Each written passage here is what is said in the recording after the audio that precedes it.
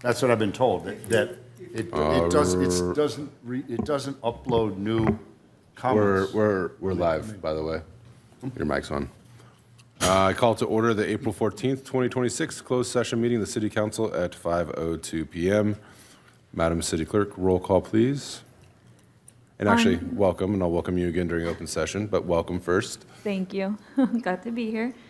So we first have a statement. On April 7, 2026, Councilmember Jackson requested to join this evening's City Council meeting virtually via Zoom in accordance with AB 2449 under the Just Cause Clause because he is traveling on official business as a California Coastal Commissioner to this month's meeting.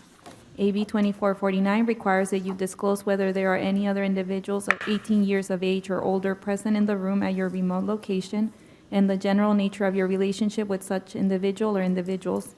AB 2449 also requires that your camera and audio be on throughout the meeting. Lastly, it requires that all votes be taken by roll call. Councilmember Jackson, can I get that confirmation from you? Good evening. Welcome to the team, and I am alone.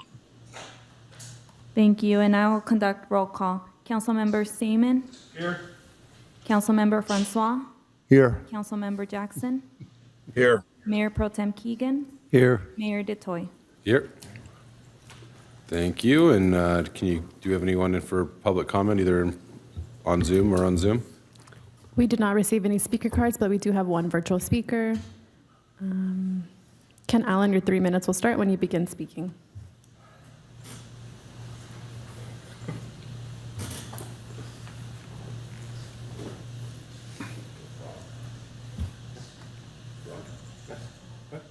Okay, I have a question. I understand that when a person calls in remotely, they have to disclose their location and where they are at. Did Councilmember Jackson disclose what hotel he's at in case somebody wants to be there in the room with him?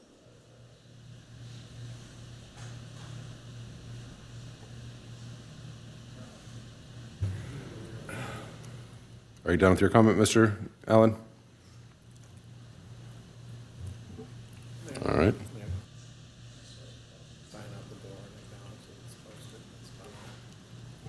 So just for clarification, AB 2449 is a little bit different than previous ones. Wait, sorry, before we go on. Anyone else for public comment? No other virtual hands. Okay. Just for clarifying, we'll close public comment, and then either City Attorney or Madam City Clerk, if you could talk about AB 2449 requirements. I'll have to look into that and get back to you, Mayor. With that, we will recess to close session. See you at 6 o'clock.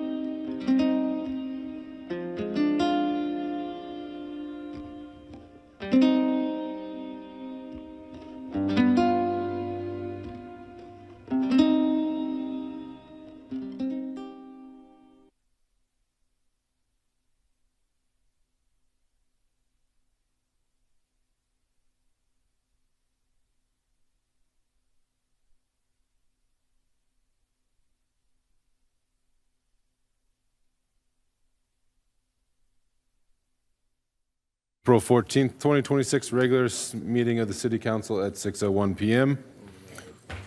Well, Chief, will you lead us in the Pledge of Allegiance?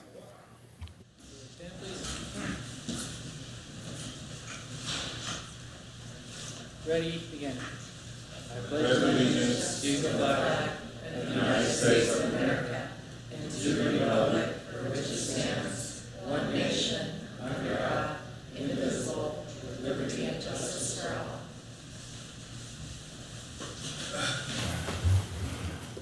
Thank you. Madam City Clerk, roll call, please. Yes, I have a statement to make first. On April 7, 2026, Councilmember Jackson requested to join this evening's City Council meeting virtually via Zoom in accordance with AB 2449, now known as part of SB 707 under the Just Cause Clause. Because he is traveling on official business as a California Coastal Commissioner to this month's meeting, Just Cause exceptions for teleconferencing does not require Councilmember Jackson's remote location to be listed on the agenda, open to the public, or physically posted, provided that a quorum of the City Council is present in person. This requires that Councilmember Jackson disclose whether there are any other individuals 18 years of age or older present in the room at his remote location and the general nature of the relationship with such individuals. This also requires that your camera and audio be on throughout the meeting. Lastly, it requires that all votes be taken by roll call. Councilmember Jackson, can I get confirmation? Yes, it is confirmed. I'm here by myself. Thank you. I'll take now roll call. Councilmember Seaman? Here. Councilmember Francois? Here. Councilmember Jackson? Here. Mayor Pro Tem Keegan? Here. Mayor DeToy? Here. Thank you, Madam City Clerk. Can I break from the agenda, and we'll just do it now since we already called on her? Mr. City Manager? Thank you, Your Honor. Sorry, my voice is gone, but it is my pleasure to introduce our new city clerk, Martha Alvarez, right across from me here, who comes to us from Manhattan Beach, where she served as assistant city clerk there for 10 years and other similar capacities before that. She has a great depth of experience and competence. She's bilingual. She's got all the degrees and certificates for city clerk that you can get, and she's finishing up her master's. And very proud and honored to have her here. I've worked with her for many years before, as you know, and it's just my honor to know her as a colleague, as a friend, and she's just been a great asset in Manhattan Beach. And I know that stepping up here in Hermosa Beach, she's just going to own this role and run with it. So thank you, Your Honor. Thank you, and welcome to the city. Looking forward to working with you. Mr. City Attorney, could you please provide a closed session report? The mayor and city council met in closed session on the items listed on the agenda. There are no reportable actions. Thank you. Do any of my colleagues have any announcements? If not, I have a few, and you can see if I'm going to talk about them or not. But thank you. On May 9th, the Hermosa Beach Kiwanis Club is having their 100th birthday party, and that's in the Kiwanis Club Hall on Valley Drive. And this is an open invitation for everyone who would like to attend. It's going to be quite fun. There's going to be lots of giveaway gifts and so on, and it'll be a really nice party, a chance to meet your neighbors and your friends and fellow Hermosans. Also, I have another announcement and a little thing here to show everyone. On Saturday, I had the great honor of attending the Hermosa Beach Lawn Bowling Club's 90th birthday party. And they gave me, well, they gave the city this wonderful gift, and they asked me to bring it home to everyone. So I wanted to bring it down here and let everybody have a look at this. If you could get a shot of this beautiful bowl. This is a lawn bowling bowl. Right. Can you see this, camera? Yeah, I can see it. Thank you very much. And it says Hermosa Beach Lawn Bowling, 90th Anniversary, Tradition, History, and Community. This is a beautiful thing. I'm not sure where we'll put it here in City Hall. Okay, otherwise, I'm taking it home. So, anyway, thank you to the Lawn Bowling Club for this wonderful gift. And that's all my announcements I have for today. Thank you. Thank you. Thank you, Councilmember Seaman. I was there too. That was a great little event, 90th anniversary. Upcoming city events on Monday, May 4th, I'll be having my next city council member community forum, open to anyone from 6 to 8 here in City Hall to come and express their views and discuss anything, any kind of city business anyone wants to, no time limit, informal chat format. So, thank you. Thank you. I just wanted to, Thank you, Mayor. I just wanted to announce that on May 9th, the same day as the Kiwanis Rob, you can go to the Kiwanis 100-year celebration and then venture over to Come Sail Away at the Hermosa Ed Foundation. That's their spring gala, and it's called Hearts of Hermosa. It's over at Vista School starting at 6 p.m. to raise funds for Hermosa schools. So come join all the fun on May 9th at 6 p.m. at Vista School. Information will be found at the Hermosa Beach Education Foundation website. So come join us on May 9th. To piggyback off Mayor Pro Tem is, that event is also a wonderful time to experience all the local restaurants and businesses in town. They volunteer and give a lot of the food away so we can raise a lot of money for the School Ed Foundation. So, Ray, I can't see you right now, but I don't know if you have any announcements. No announcements. Copy that. I do have a couple. The spring sidewalk sale is this weekend, April 18th and 19th. Support local businesses and take advantage of the special promotions, sales, discounted items, in-store activities, and live music for families throughout the downtown Hermosa Beach. For more information, please visit the Hermosa Beach Chamber of Commerce website. Surfer Walk of Fame is next weekend, so all are invited to the 22nd Annual Surfer Walk of Fame event.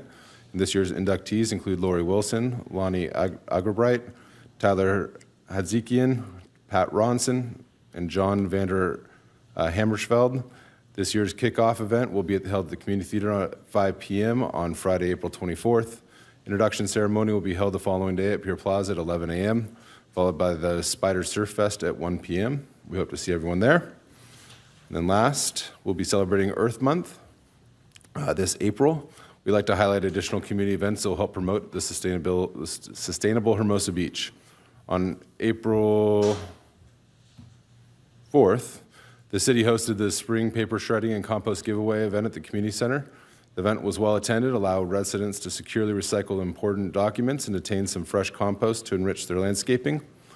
In fact, the compost bin was almost emptied completely by our Hermosa residents, which I think is a big feat if you've been up there.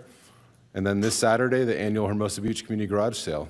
The community-wide event is held each year to help residents find homes for items that they no longer need and to help us all with our spring cleaning aspirations. Registration is currently being accepted on the city website. The garage sale permit fees are waived for this one day. And please note, if you're participating in the program, and please note, this is a new date, rescheduled from April 11th due to the rain. And then lastly, there are a number of beach cleanups in the Santa Monica Bay throughout this month. Heal the Bay will be hosting their popular annual event April 18 in Santa Monica, and more information can be found at healthebay.org. And seeing no other announcements, we'll move to approval of the agenda. This is the time for City Council to discuss any change to order of the items or a motion to approve. I so move. So a motion to approve the agenda as is. Is there a second? Mayor Detoy. Oh, Will you second it? no, I had a request from the Chamber of Commerce that they'd like to move 17C sooner because they say they have people coming down to speak. Maybe they're here already, so it's at the end of the agenda. I didn't know if my colleagues were in favor of moving that up. I know it is an info-only item, but Let's see if there's a second for the original motion on the table for as is. I know we have 3 public hearings. And the other 2 items are also important. So, is there any second or a substitute motion?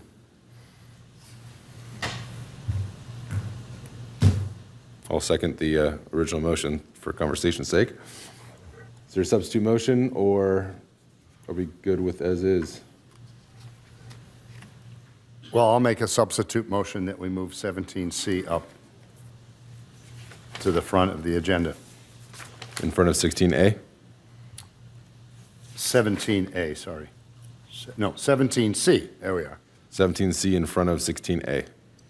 Yeah, in front of 15A. So that means. 16A. What did you say? I'm sure, not sure what he's saying. 17C would be heard first In front of public 16A. hearings, is his motion. Is there a second? Seeing no second, that motion will die, and we'll go back to vote on the original motion to approve as is. We'll need a roll call vote. Councilmember Jackson, Aye. Councilmember Francois, Yes. Mayor Detoy, Aye. Councilmember Seaman, Aye. and Mayor Pro Tem Keegan. Aye. Motion passes 5-0. Thank you, which will take us to proclamations and presentations. Madam City Clerk, if you want to invite up Maurice Wright, Chief Kane, if you're coming up, or just here for questions. Welcome, Mo. Hello, good evening.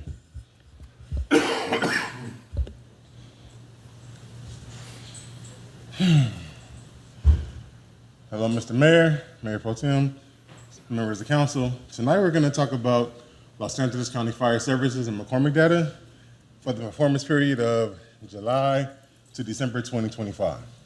So the last 6 months of 2025. The first data that we're looking at shows the first apparatus on scene with under 15 minutes. As you can see, the teal is when they made it on time. The 3 blue lines are the ones when the 2 blue lines showing 3 calls is when they didn't make it within 15 minutes. So the standard is that they're there 90% of the time. They are meeting that standard. The bottom right shows the response times. Overall, just the averages of all calls. We'll dial down a little bit deeper on my next slide, but this is just overall and all their calls. And that's roughly around 4 minutes. The bottom left is our RCC, Regional Call Center data. The Regional Call Center is the dispatch line. When you call 911, they'll pick up. Per their contract standards, they need to be there. They need to pick up within 60 seconds. Clearly, you see they're meeting that. Most of the time, it's under 3 seconds, but right around 3 seconds.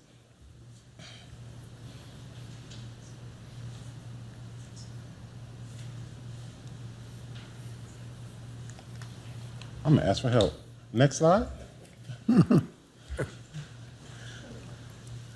This next slide shows, now this is EMS calls for LA County. I'm sorry, go back one slide. I think I clicked and you clicked. There we go, thank you. This is EMS for LA County Fire. So the standard is that they're there within 8 minutes, 59 seconds or less. We are going to start off at the top right, and it shows the graph of almost 75% of their calls is the EMS calls responding to injury without vehicles. The second one, which is around 21%, is this rescue emergency, and then there's the rest of them. The top left shows you the response times, the averages of those calls. Now they're meeting the standard by far, but the average overall is 4 minutes and 20 seconds, which again, that's their average up against the standard of 8 minutes, 59 seconds. So they're meeting that with overall 614 calls. The bottom row shows you their calls overall. So both code 2 and code 3, which we'll get into next, so that's how many calls they had per month for the last 6 months of 2025. Next slide, please.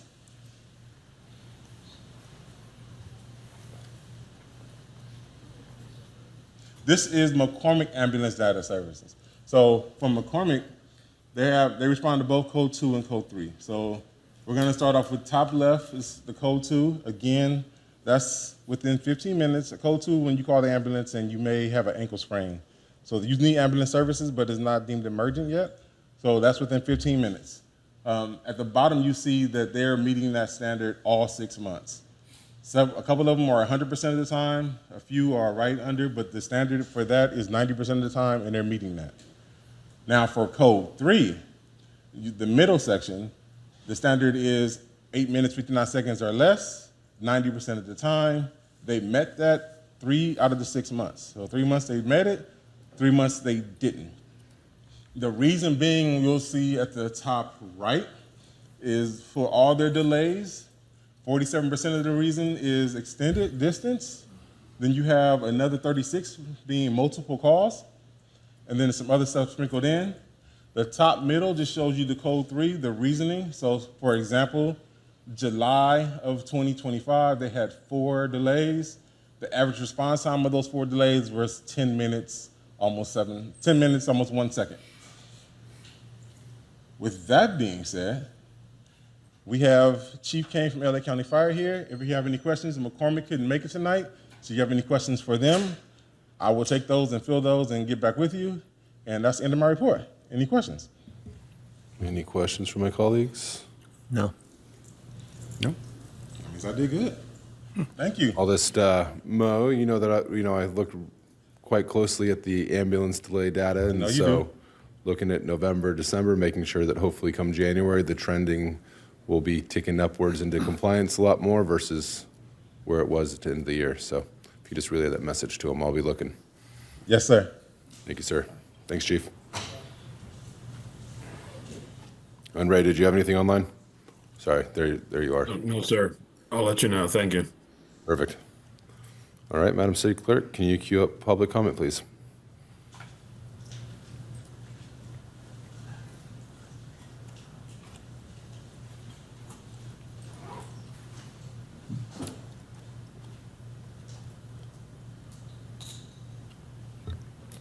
First, we have Chad K.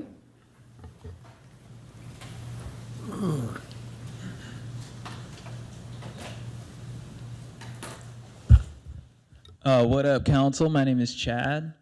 As you all are aware, festival season is upon us. I know how stoked you all are to say later to the chambers and what up to the pit. Council, do you remember how sick the summer of 2016 was? It was all time. The world seemed like it was in full equanimity. Closer by the Chainsmokers just dropped, and we were all frothed. I remember my buddy Ass Clown gave me a light show, and with his godlike fingers, he melted my face, and at that moment, I reached something called nirvana. Flash forward to now, optimism feels like a thing of the past. The world is hurting, and we need to give the people hope. We need to bring the summer of 2016 back, and I know just how we can do it. At the Beach Life Festival happening May 1st through 3rd in Redondo. Chainsmokers, Slightly Stupid, Sugar Ray, it's gonna be all time. That is why I'm requesting that we recognize the summer of 2016 as a landmark cultural period in our history, and we're gonna do it at Beach Life.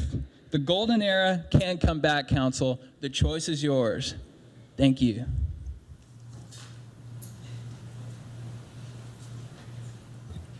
Next, we have Jose B.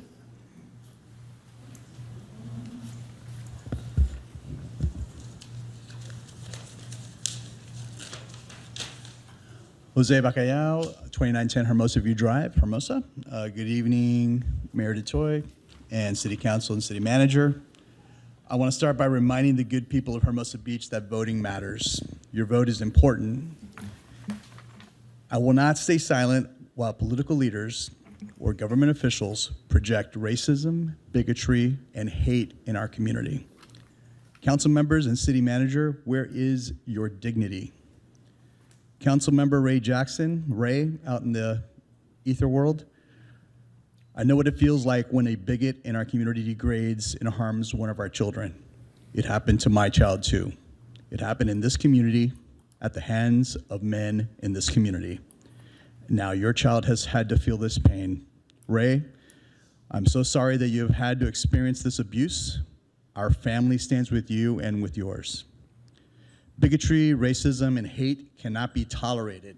It cannot be accepted or allowed in our community. These types of incidents are a reminder that we still live in a community where racism and bigotry is tolerated. It is an embarrassment, and it needs to end. Where is your dignity? So I call on the City Council and the City Manager to develop to develop and implement new policies and practices to eradicate racism, bigotry, and hate in governance and in operations. Hold individuals and these behaviors accountable. Formally proclaim to our residents how you will guarantee that all members of our community will be treated with respect and dignity, especially our children.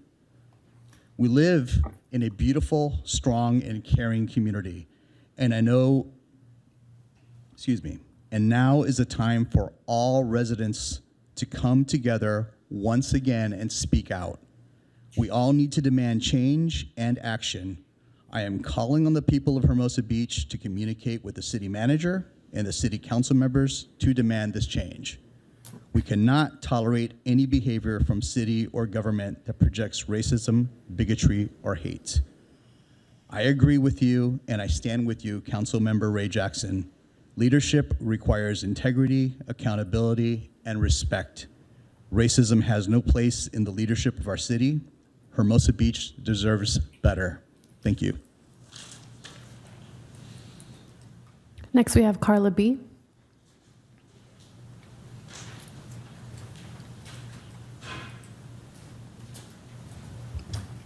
I'm Carla Buck, representing Bark for Park. There are so many things going on in this city.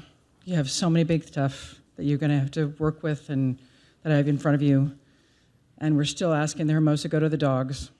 We are looking forward to having that being presented in May 12th.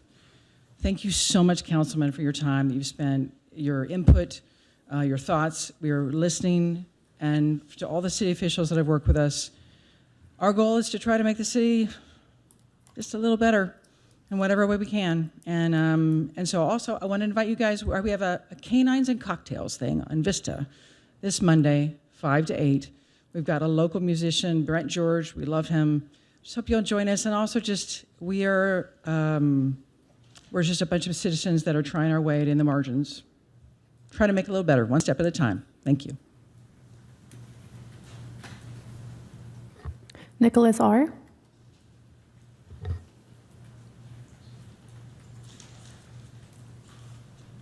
Hello, my name is Nicholas Robinson, 21st Street, Hermosa.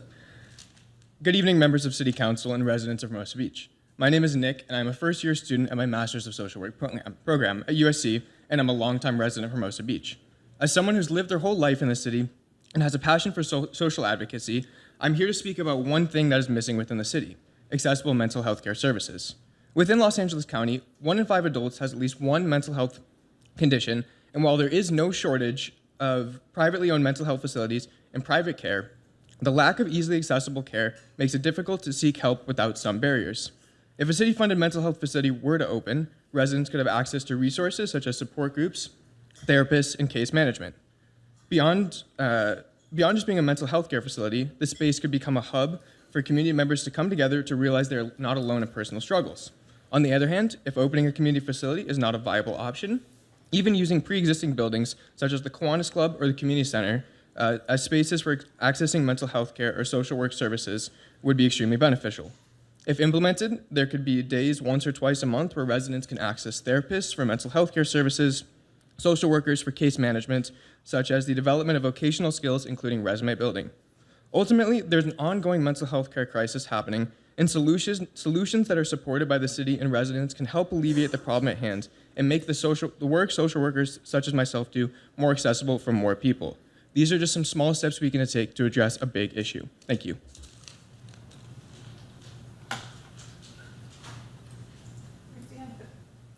Next, we have Betty G.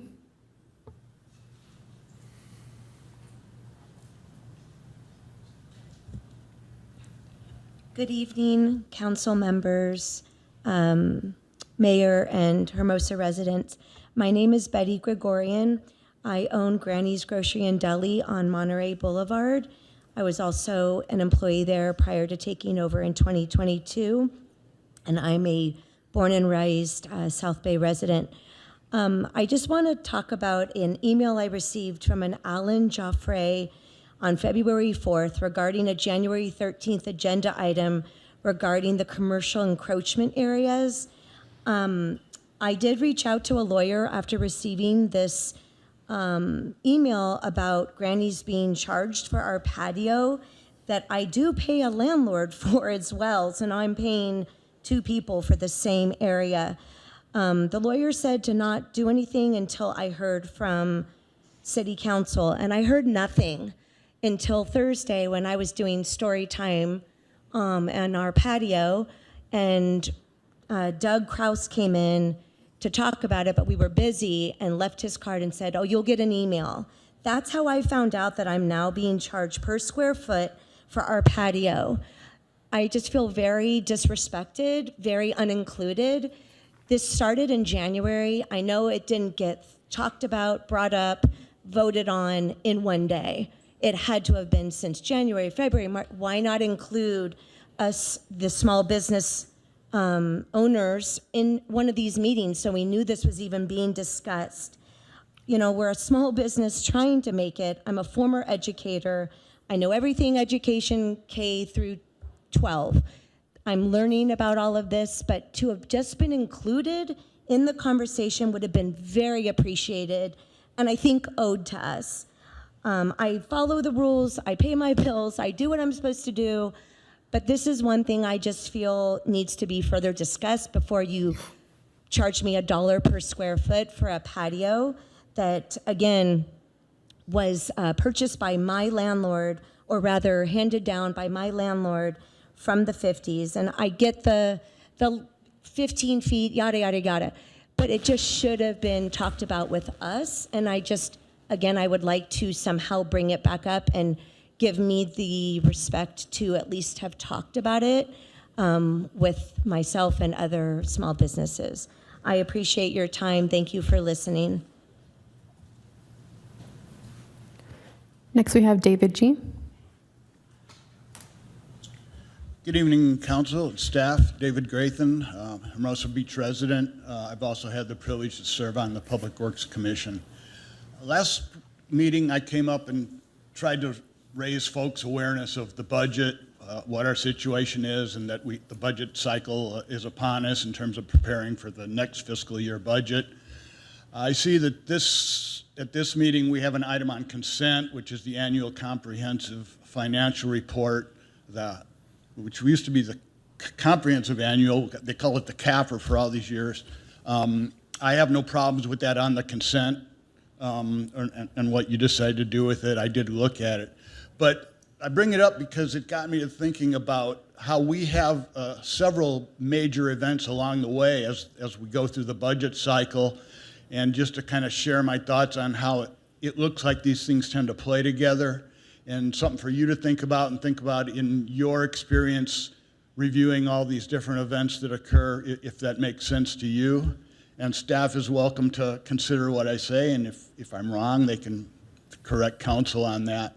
So the four main items in my mind are the approval of the upcoming fiscal year's budget, which we're embarking on soon. And then in the fall time frame, there's a second event. Sometimes we refer to that as reconciliation, where adjustments are made. And then midway through the year, we have the release of the annual comprehensive financial report.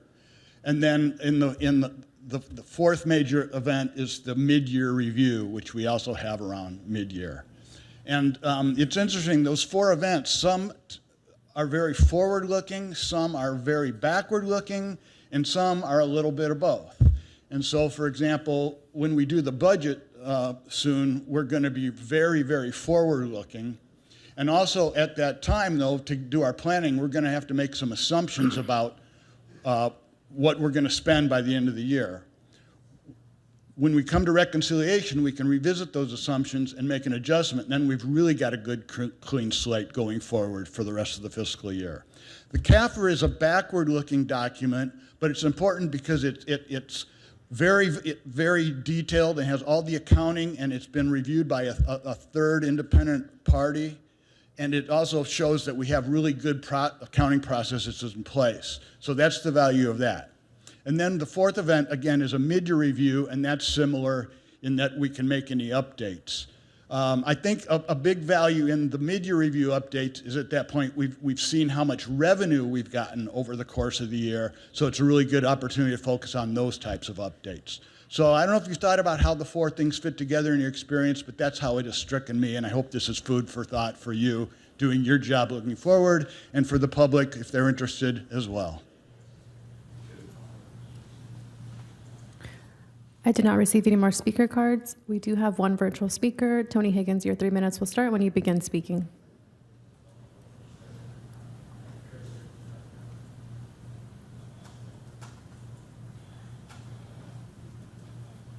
Yeah, hello. How you doing? Along the same line, I would like to talk about some of the budget issues that we are facing. I believe in terms of the capital budget, we are facing roughly a $50 million in high priority unfunded capital improvement projects. That includes things like the city yard, renovated police station, deferred maintenance on the old civic center building, and pier repairs, and city hall maintenance. $50 million. We don't know where that money is going to come from, and we don't know when we're going to need it. And I hope after this year's budget planning sessions, we will.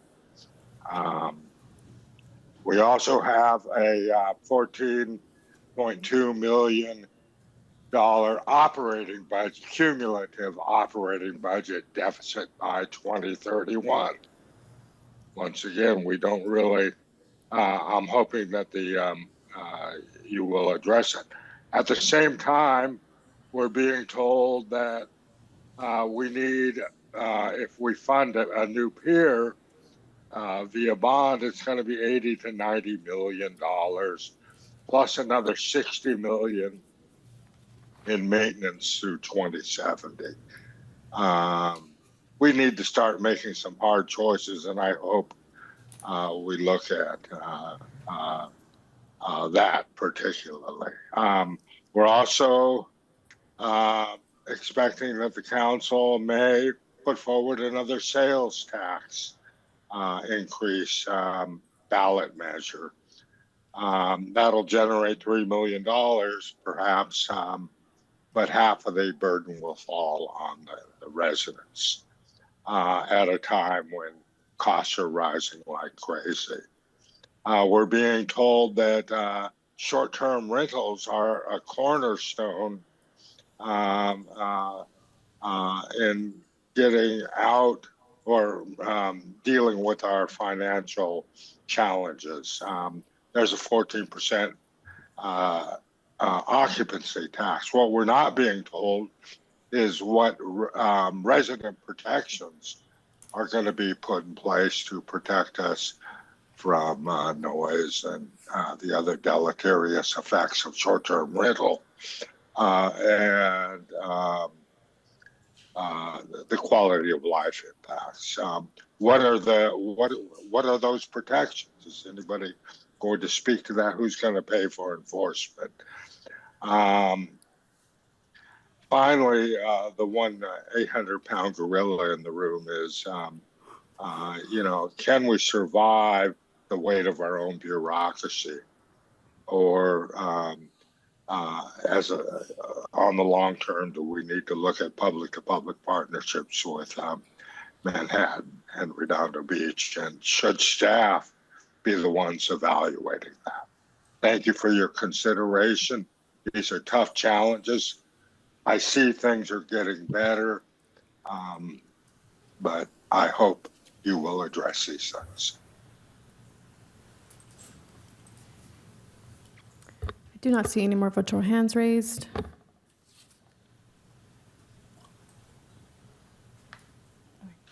Elaine J. Good evening, Council. Welcome to the new era of fiscal responsibility. I want to start off by commending the Council for last week's efforts.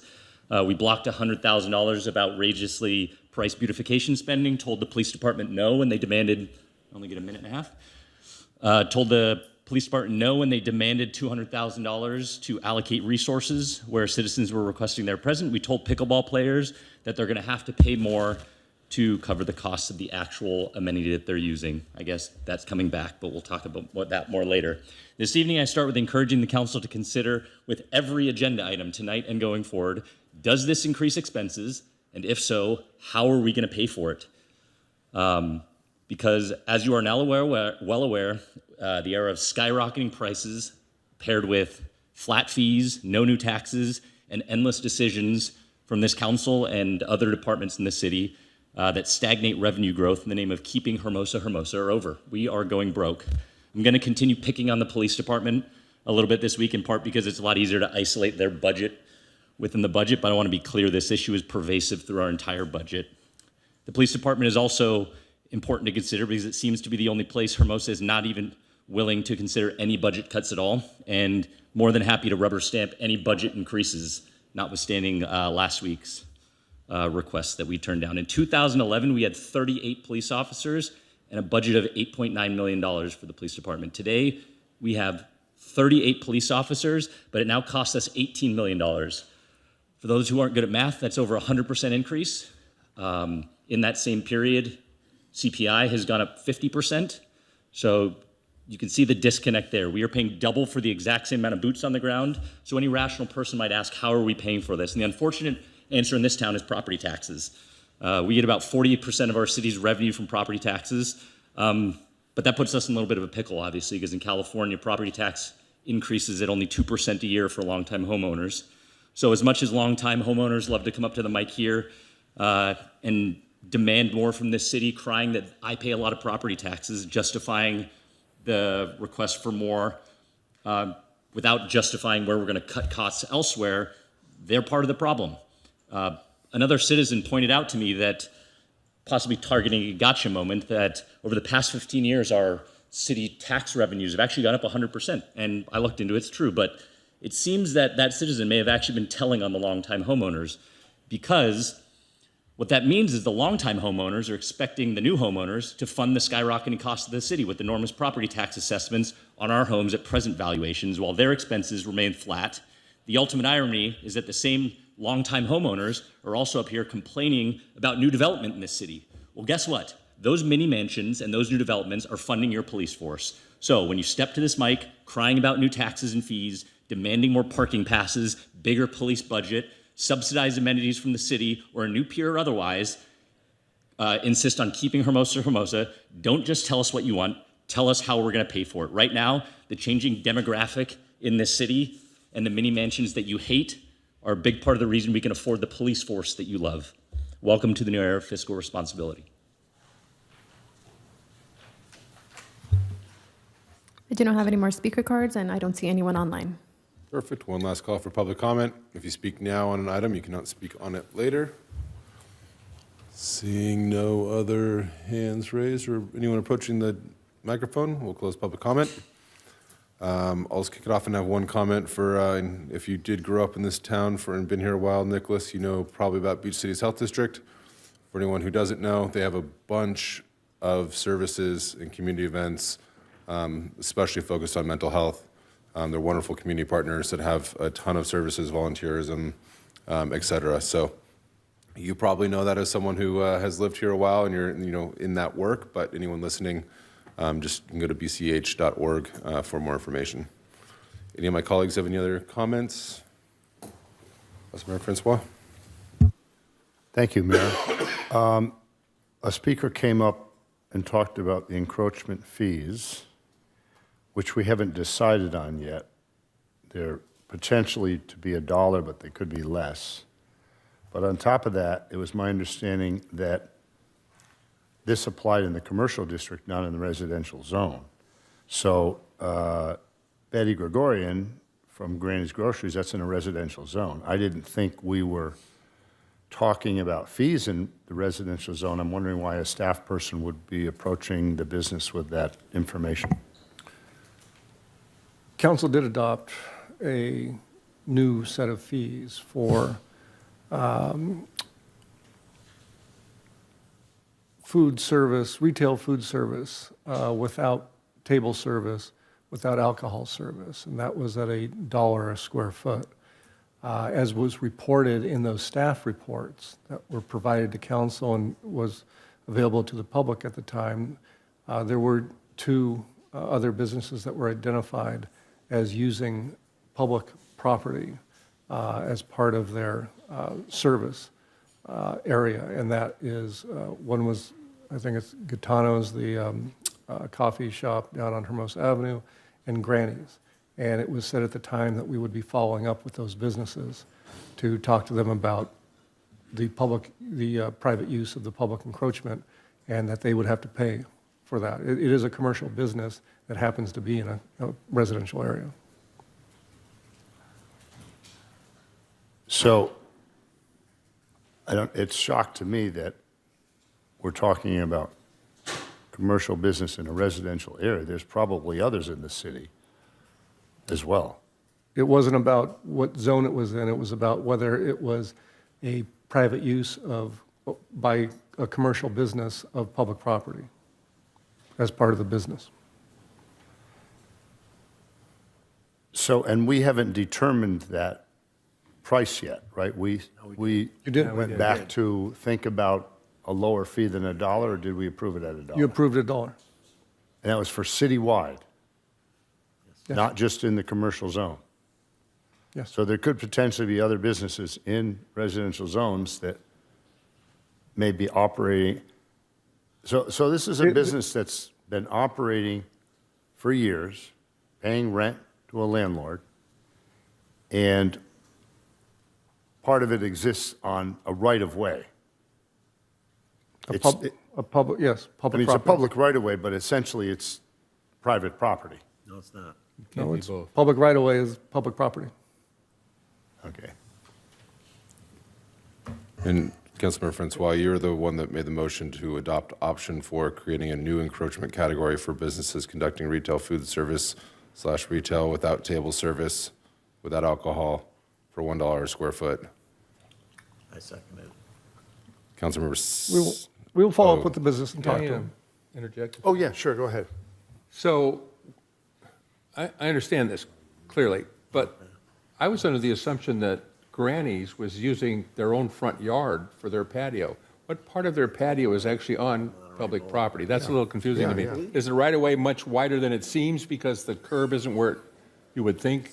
I mean, just how does that work? Staff went out and looked at what the public encroachment was for that business, because that came up during, in fact, a member of the public brought up the idea that there are other businesses using it that aren't paying, and that's unfair. And because of that, we looked at the two businesses that were identified and found that there was public property involved. Now, whether they are paying rent for that or not with their landlord, we don't know that. That's something between them and their landlord.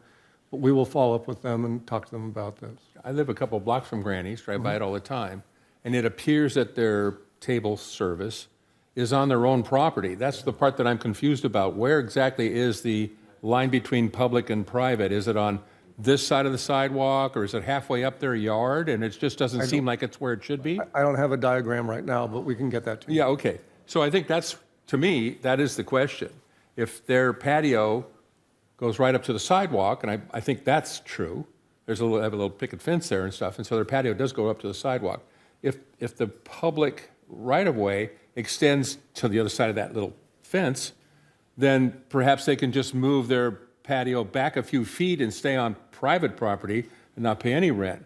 Or would they pay rent only for the part of that that is actually public property? See, it's confusing because, and I understand this from years in the business, I understand that when you look at a property, the public right-of-way doesn't always stop where you think it is, like at the curb or at the sidewalk. Sometimes it extends far into the property.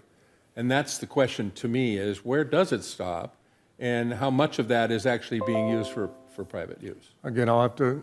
I know Mayor Pro Tem is a Monterey expert with his yeah. house. Okay. So This came up in the council in 2004. We tried to deed all of the right-of-ways on Monterey to the homeowners, and they all came up here and screamed they didn't want it. We lost our opportunity to do that. We may bring that back in the future, and we could, as a council, bring that back, and I think it might be more receptive in today's environment. But the deal is on Monterey, everyone's first 15 feet from the curb of the sidewalk, in other words, the inside of the sidewalk, Yeah. 15 feet towards their property is the city's property. And it's Okay. not theirs. And Granny's is paying rent to a landlord who shouldn't have charged for it because he didn't have the right to charge for it.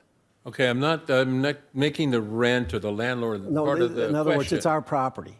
Yeah, no, I get it. But 15 feet from the curb. No, not from the curb, from the yeah, sidewalk. I know. Mr. City Attorney, are we delving too much into a conversation, or should this be a future agenda item, or? Your Honor, talking to staff? as I said, we will get a diagram to verify what the extent of the public encroachment is. We'll work to identify that with the business owner, and we can inform council of what that we find for that. As far as your, about the comments, there was a public comment that brought this issue up, so I think it's entirely appropriate for you guys to talk about it Right. if you so In choose. response to that. In Yes. response to Yeah. what was raised in the public comment. Right. But on the other hand, we don't have to mash it to death here tonight. I think we've come up to the point is where is that line? And it might turn out that for the owner of Granny's, that it isn't as horrible as you think. If you're paying $1 a square foot, perhaps you're only paying $1 a square foot for a very short space, because as I recall, there's a sidewalk and the curb and so on and so forth. So the public line, property line would be slightly into the front yard, but not necessarily all the way to the middle or all the way to the building. So it might be a little better than everyone seems to think. So it would be appropriate, please, if you could bring us back a little plot plan and show us where that is. Perhaps the owner could come back and We'll verify that, Councilmember. we can talk about it again. Okay. Any other comments? Thank you. I have another question on the mobility mats on the beaches. Are they pretty much done with excavating the sand, and will they be returned shortly? People have been inquiring about why they were gone, and they were gone so that we could take care of the winter, but, you know, it's now spring, and you have any idea when that would be? I'm looking here for our Public Works Director, but not seeing him. My understanding was that, back there? My understanding was that we were going to put those back out at the beginning of May. Okay. Sooner the better. Yeah, the land or the sand that's being moved around now is between the county beaches and harbors is doing that. They're leveling sand out between 16th and 18th Street. Right, which doesn't interfere with the mats anyway. So. Right. But you were talking about, are they done? So I'm Right, just I mean, getting a- they're pretty much done then, right? I would think. Who? The sand. That's slated to go No, to the they're 22nd. going to be for 9 days, so it'll be through this Okay. week and next All right. week. Thank you. Councilor Seaman, anything? Comments? Ray? All right, we'll close our comments. Bring us to updates on city council activities. Mr. Mayor? Yes, sir. I recently attended a COG meeting, the South Bay City's Council of Governments, and I am excited to say that the South Bay COG's Housing Trust is well underway. We have the board of directors set, and our next meeting, our first meeting, will be very shortly and within the next month. I'm really, as the representative from Hermosa Beach to that board, I'm quite excited about it. I think it's an exciting opportunity. The Housing Trust itself could, in a somewhat of a roundabout way, possibly someday replace RENA by producing a different result in low-income housing. The current system doesn't seem to be working too well, but what the Housing Trust could do, potentially could do, is produce far more low-income housing at a much cheaper price and be much more sufficient and provide much more housing for not only the low-income but homeless people in a very, very positive way, which I think would make all of our South Bay cities, all the members of the COG especially, pleased with the result, that we could provide that much-needed housing without the loss of local control. So what a miracle that would be for all of us. I think That's a wonderful thing. And that's well underway. At the last meeting, we discussed that in length. There's also a number of A, B, and SB projects that are coming through the state right now.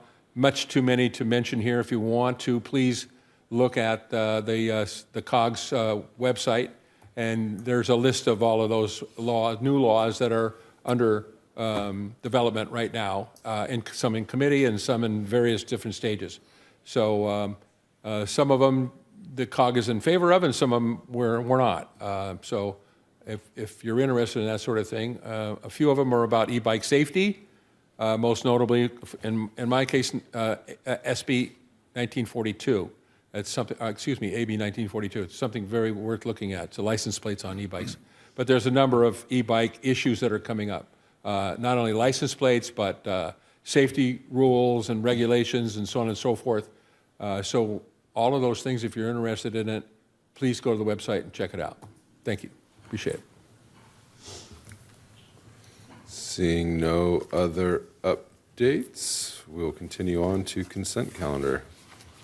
Anyone pulling an item, or is there a motion to approve consent calendar? Motion to approve. Excuse me, Mayor, can I pull 15D? Okay. Dean, was that a second, or were you? I was seconding it, but. Okay. What do you say, 15? 15D. Delta. Ray, you have anything that you want to pull? No, sir. All right. So can you amend the motion to approve the balance, noting 15D getting pulled and heard at the Yes. end of the meeting? Yeah. Yes. Second, are good with that? Yes. Roll call vote, Madam City Clerk. Councilmember Francois, Yes. Mayor DeToy, Aye. Councilmember Seaman, Aye. Councilmember Jackson, Aye. Mayor Pro Tem Keegan. Aye. Motion passes 5-0. Thank you. And that will take us to the first public hearing. So who's going to be, is Kalen presenting? Yeah, Your Honor, did you want to take 15D first? He's good with doing it at the end of the meeting. End of the meeting, sir. Okay, Just because I know we I have didn't hear people, that, sorry. people here. Got it. So this will be the, 16A. 16A, the approval impact level 3, new special event After Dark Tour LA 2026. This is continued for the March 10th, 2026 meeting. So this public hearing is now open, and we'll have the staff report. Thank you. Good evening, Mayor, Mayor Pro Tem, and City Council members. To start, I would like to state for the record that this item has been updated with supplemental attachments that have been added on the city website in accordance with the agenda.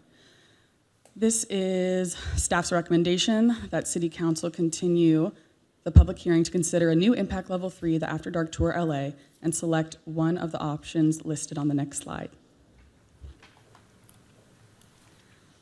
Approve the inclusion of Impact Level 3, new special event After Dark Tour LA 2026 on Saturday, October 24th, with teardown on Sunday, October 25th on the 2026 special events calendar as proposed. Approve the inclusion of the Impact Level 3 new special event, After Dark Tour LA 2026, on Saturday, October 24th, with teardown on Sunday, October 25th, on the special events calendar, contingent on additional negotiations or event modifications as directed by council, or to deny the event altogether from the special events calendar. Next slide. The After Dark Tour LA would be a pass-through event in Hermosa Beach on various city streets in the Strand. The event would begin in Redondo Beach, pass through Hermosa Beach, and conclude in Redondo Beach with the potential to include other South Bay cities pending approval. Nike has shared it has preliminary support from Redondo Beach though the formal process is still underway. The After Dark Tour LA would be a 13.1-mile race focused on female runners. The event has been designed and marketed as a nighttime running experience, making timing between 5 p.m. and 10 p.m. a defining element of the event format. The proposed October dates, including setup and teardown, are outlined in the staff report and shown on the slide before you. Setup would occur on the same day as the event, Saturday, October 24th, with teardown occurring on Sunday, October 25th. I do want to let you know that we were informed earlier today that there could be a potential setup day that may need to be added on Friday, October 23rd for the construction of the pedestrian bridge, but Nike will go into more detail about that in their presentation. Regarding the supplemental attachments referenced earlier, we were informed Monday, April 13th, yesterday, that attachments 1 and 3 of the staff report included closures for a previous iteration of the proposed route, and staff has updated both attachments with the correct information and added them as the supplemental attachments to tonight's agenda. Next slide. Nike's event date of October 24th would require an exception to the special events policy guide, which only allots for 2 permitted special events on any given day. IBVL and beach tennis tournaments are scheduled to take place, but staff does not foresee any potential conflicts with these events occurring on the same day. Next slide. The event would require various road closures, as mentioned in the downtown area and along the Strand, as shown in Table 1 of your written staff report, including estimated closure times for each location. Following the City Council's March 10th, 2026 meeting, staff was successful in continuing negotiations with Nike, and the event producers were able to refine event details that posed concern with City Council at said meeting. Where feasible, Nike will prioritize commercial zones when considering on-course activations and plan to impact residential areas as little as possible. Pedestrian bridges would be placed on Pier Plaza and the Strand to ensure both spaces are accessible to residents and visitors. With the race being over 6 months away and awaiting our city's approval, further details involving detailed logistical operations this early in event planning are still a work in progress. Nike would commit to implementing a comprehensive business and resident notification plan to ensure that the community is adequately informed of the event and its impact. Staff will work closely with the event producers to ensure that appropriate measures are taken to alleviate community impact as much as possible. If approved, Nike would deploy course marshals, hire a licensed traffic control company, and provide all required staff, volunteers, and security personnel to ensure that all safety, traffic, and emergency access requirements are met. Next slide. Should the City Council approve Nike to be included on the 2026 special events calendar, the event would generate approximately $80,000 in fees. This includes location fees for street closures, the Strand, Pier Plaza, Teardown Day, and a $50,000 community impact contribution offered by Nike.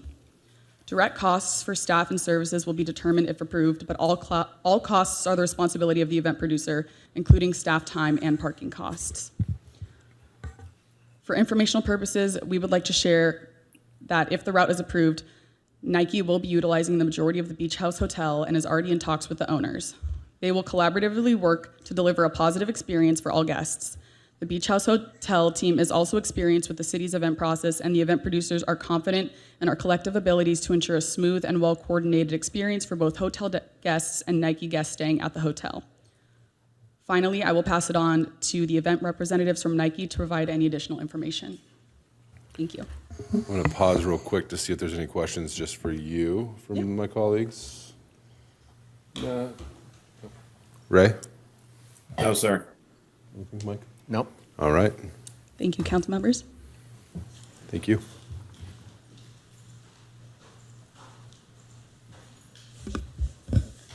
Thank you, Kaylin. Good evening, council. It's nice to be speaking with you guys again tonight. My name's Jake Wanamaker. I'm a brand producer at Nike here in Los Angeles, and I'm joined by Michelle. Hi, my name's Michelle, and I'm on the race production team. I'm a race operations specialist, so here to talk through some of those details. I believe we've shared a presentation that I think the team, if the team's able to pull that up. And I'm pretty sure you'll do this, but we heard the initial presentation before, just really highlight any changes and the feedback received. But I think for anyone who is a new listener, I think an overview of the event would be wonderful. So thank you. Yeah, definitely. We plan to share a bit of the same presentation we went through last time, kind of go through an overview and some of the highlights of what the brand is looking to bring to Hermosa. And then we'll get into some of the new information that was requested after last City Council meeting. Next slide, please.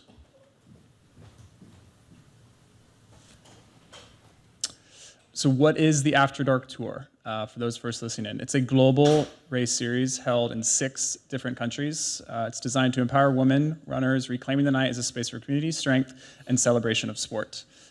This year, as we look to the After Dark Tour in Los Angeles in 2026, we're looking at a capacity of 12,000 runners. All ages are welcome to participate in the race. In 2025, 43% of the participants were first-time half marathoners. It's a strategy of the After Dark Tour is to bring new runners and new women into the sport of running. An important piece here is that it's a global tour. This is the only stop in North America and in the US. So the Los Angeles race is the race that the entire US kind of holds its hat on. Next slide, please. Here's a kind of a quick overview of what the After Dark Tour really looks to do. It's a combination of inspiring runners, bringing them into the sport, building community here specifically in the South Bay and through the running community in Greater Los Angeles, and celebrate huge goals. The way that we do that, here we are in the spring. We've just announced the After Dark Tour in Los Angeles and shared initial information about what the tour is. Our next kind of key milestone is registration, which is approaching towards the end of the month.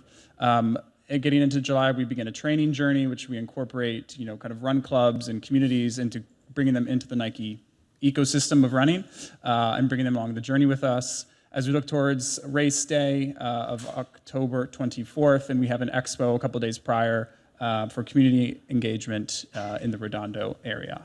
Next slide, please. So why the South Bay? Just a reminder of why we're interested in bringing the After Dark Tour to South Bay. It's the California dream. It's an idyllic beach town with high community engagement. We see a strong local sports culture here with broad participation across youth, high school, and community clubs. We see active and healthy living as a kind of key priority for South Bay residents. There's a strong outdoor and fitness community, and it's a natural fit for a race like this. And then through that, we also see a dedicated commitment from the city and all its residents to health and wellness, community engagement, and responsible event operations. Next slide, please. Here's a little bit of a insight into where Nike has been in our relationship with the South Bay. Back to 2016, we had an activation with Kevin Hart that was at a cross-country practice. We have highlighted South Bay athletes in our global brand campaign, given these youth athletes platform and some of our highest key brand messaging. And then also we have worked with Redondo Invitational through a key sponsorship of all high school athletes for various track events. Next slide, please. Here's just a quick example of something else we've done with youth sports here in the South Bay. We brought Rye Benjamin in to deliver custom state jackets to the boys cross country team at Redondo High. Next slide, please. Last year, here's an example of just some access that we've created to inviting high school female runners into the world of running, and specifically to the After Dark Tour. We comped entry for 12 different high school cross-country teams to participate in the tour last year. We kind of gave them an entire experience through personalized delivery of practice gear, a VIP experience throughout the race weekend. We also comped 30 race bibs to the Redondo Union High School girls cross-country team as well. Next slide, please. Here's a quick note from Bob Leach, who's a Redondo Union High School track and cross-country coach. This is, I can kind of read it verbatim really quickly. Krista, thank you for such an amazing experience for our girls. Their confidence is sky high after this event, partially because of the fact that they finished an amazing half marathon, which is life-changing, but also to be included as a guest made them feel like they were special. Their confidence and self-belief is beyond what they ever imagined. Thank you for all you do for our kids in this sport that we love. So this is what Bob Leach shared with our kind of Nike brand team after helping give some of these girls access to the tour last year. Next slide, please. So here we get into some of the new information in the presentation. This is a slide that talks about how the After Dark Tour, in coming to specifically Hermosa, will uplift local businesses. So we have met with the Hermosa Beach Chamber of Commerce, and this slide represents some of the strategies for the types of engagements that we would look to bring to local businesses here. So the first piece is through our After Dark Expo. So this is a kind of a 3-day experience in which we'd invite our runners into the world of the After Dark Tour. We find the opportunity here would be primarily through local vendors in the expo footprint. So we'd invite local businesses to pop up within the expo footprint. This could be restaurants, beauty partners here in the South Bay, and transportation vendors as well. As we look towards the kind of holistic race weekend, apart from just Nike's own footprint, we call this the Ultimate Girls Weekend. So this is both for runners, spectators, and all the Nike employees who are part of this entire race weekend to highlight and support local businesses through various incentive programs. We see opportunities here for restaurants and cafes, bars, beauty again, lodging, of course, and also transportation. The third section of business integration would be through cheer zones. These would be on-course activations, which we would determine upon for approval of the route. Pier Plaza is an obvious example here. It's a pinnacle spectator experience designed to drive foot traffic. We've met with the Chamber of Commerce, and this slide represents everything that is an opportunity here. Again, restaurants, bars, and event spaces. The fourth category is for production. Call this behind-the-scenes opportunity. This is staffing needs, daily meals, lodging, etc. It's going to take a lot of people to build the After Dark tour here. There's a lot of mouths to feed, a lot of people to work. We have a lot of people to put a roof over their head. There's a lot of opportunity to drive business just through the actual crews and teams that are going to be building this experience. So restaurants and cafes, bars, catering, lodging, and transportation again. The fifth and arguably the most important piece is hospitality, so travelers. So not just for runners and spectators who are coming into the South Bay, but also for Nike employees and agency partners as well. This is with Hermosa Beach Hotels. As mentioned, we have met with the Beach House Hotel. It's a very positive conversation so far. We feel very confident where that conversation is going, that we're not only going to be able to accommodate the hotel, but also uplift them and prioritize their part of this experience as well. Next slide, please. This is an example that we shared last time of kind of what a pinnacle what a pinnacle cheer zone activation could look like and highlight in local business. So last year in Inglewood, we partnered with Randy's Donuts. They were official Run Crew cheer zone. We had, we have hundreds of people there giving out thousands of donuts and giveaways to spectators. It was a high energy moment on course. It was branded. It was great lighting. There was DJ. It was a really kind of spearhead example of how we can highlight a local business. Next slide, please.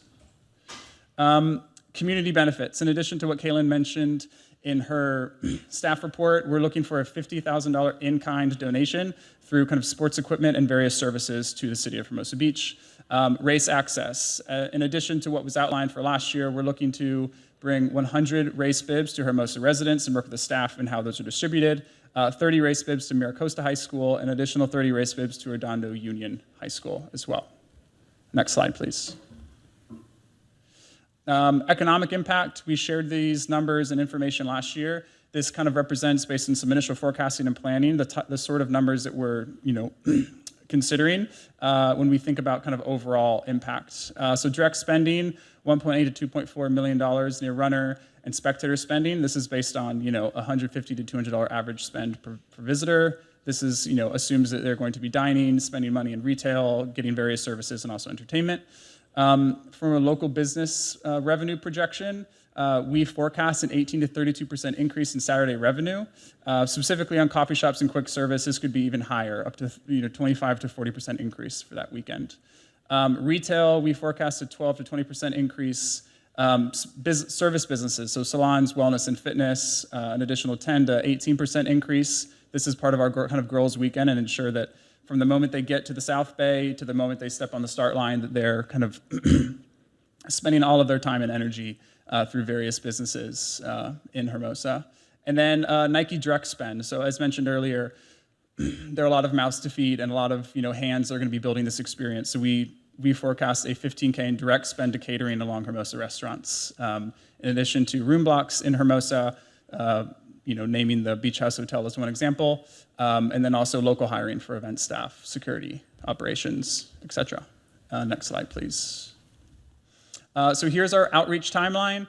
We went through this last time, which provides kind of an overarching view of the months leading up to the race. I'll actually ask you to go to the next slide to kind of click into some of the detail about where we are currently. So we recently announced the Los Angeles destination for the global tour. Currently, the fact that we're in this room to speak with you guys again, we're trying to have formal approval with the city council and manager to move forward with our route planning and get into that next level of production and logistics considerations. We have partnered and are partnering with the Hermosa Beach Chamber of Commerce. Following this meeting, we'll work to identify a priority list to include the businesses, hotels, theaters, churches, and residences along the route to determine special access needs. It's a key next step pending route approval. For those impacted stakeholders, we are going to begin save the date email and phone communication to this priority list. This is going to be key event information, street closure timeline info, and of course the course route. And then we'll also begin to host meetings with the Hermosa Beach staff team and all agencies that are impacted across jurisdictions, PD, FD, Public Works, etc. Next slide, please. Amazing. I'm going to hand it over to the race expert, Michelle, to kind of talk through the course and some of those considerations. Okay, does this one work? Okay. So we're going to get, next slide, right into the course. This is not different than what we shared last time we were here. No changes to this. The course comes off Gerondo, goes northbound on Hermosa Avenue. Next slide. So here's where it kind of comes right through the middle of town. Just as we discussed last time, it will take a jog down 10th, down Beach through the Beach House Hotel, and then back up 15th. So that is going to leave Pier Plaza, Pier, and Hermosa open for several blocks there for people to get into where a lot of the parking in the city is hosted. So we're going to keep that open for folks, and they'll have ingress and egress. There will also be north and southbound travel in the northbound lanes of Hermosa. So there will be travel available that way as well for people coming and going. You'll notice on this slide, we also have the shuttle pickups. So there's a south shuttle pickup and a north shuttle pickup. And the way that's designed to work is through our neighborhood notification program. We will have residents tell us, hey, I need to come or I need to go during the road closure timing. That we'll be able to save a parking space that will be paid for in this lot, and then we will be able to take them either to their car if they're returning during that time, or we'll be able to drive them home, and then they'll come back to get their car from that lot once the event has concluded. This should be pretty easy for us to boot up as long as the residents tell us that they need our help. We'll be happy to assist them with a program like this. Next slide. And then, again, same route as last time. We'll continue northbound on Hermosa Avenue. Next slide. And then we will make the turn onto 25th. Toward the end of Hermosa, before we take this left turn onto 25th, we will host an aid station. So that will be a place where the runners can get water, hydration, fuel, or like gels provided by a partner. And then there will be restrooms here, as well as some kind of a first aid medical tent. So this will be put down leading up to the race, and then it will be utilized during the race as the runners pass through this area, and then it will be picked up on a rolling basis as soon as the final runner passes through this area. Runners taking the left onto 25th, and then they're taking another left on the Strand, and they're heading back southbound. Next slide, please. I think next slide gives a bigger overview. Yeah. So once we get back to the Pier Plaza area, we will have a bank of toilets. We will also have another aid station, so hydration, electrolyte, fueling. This is also where our pedestrian bridges will be housed, and we would like to also have an entertainment station here. Next slide.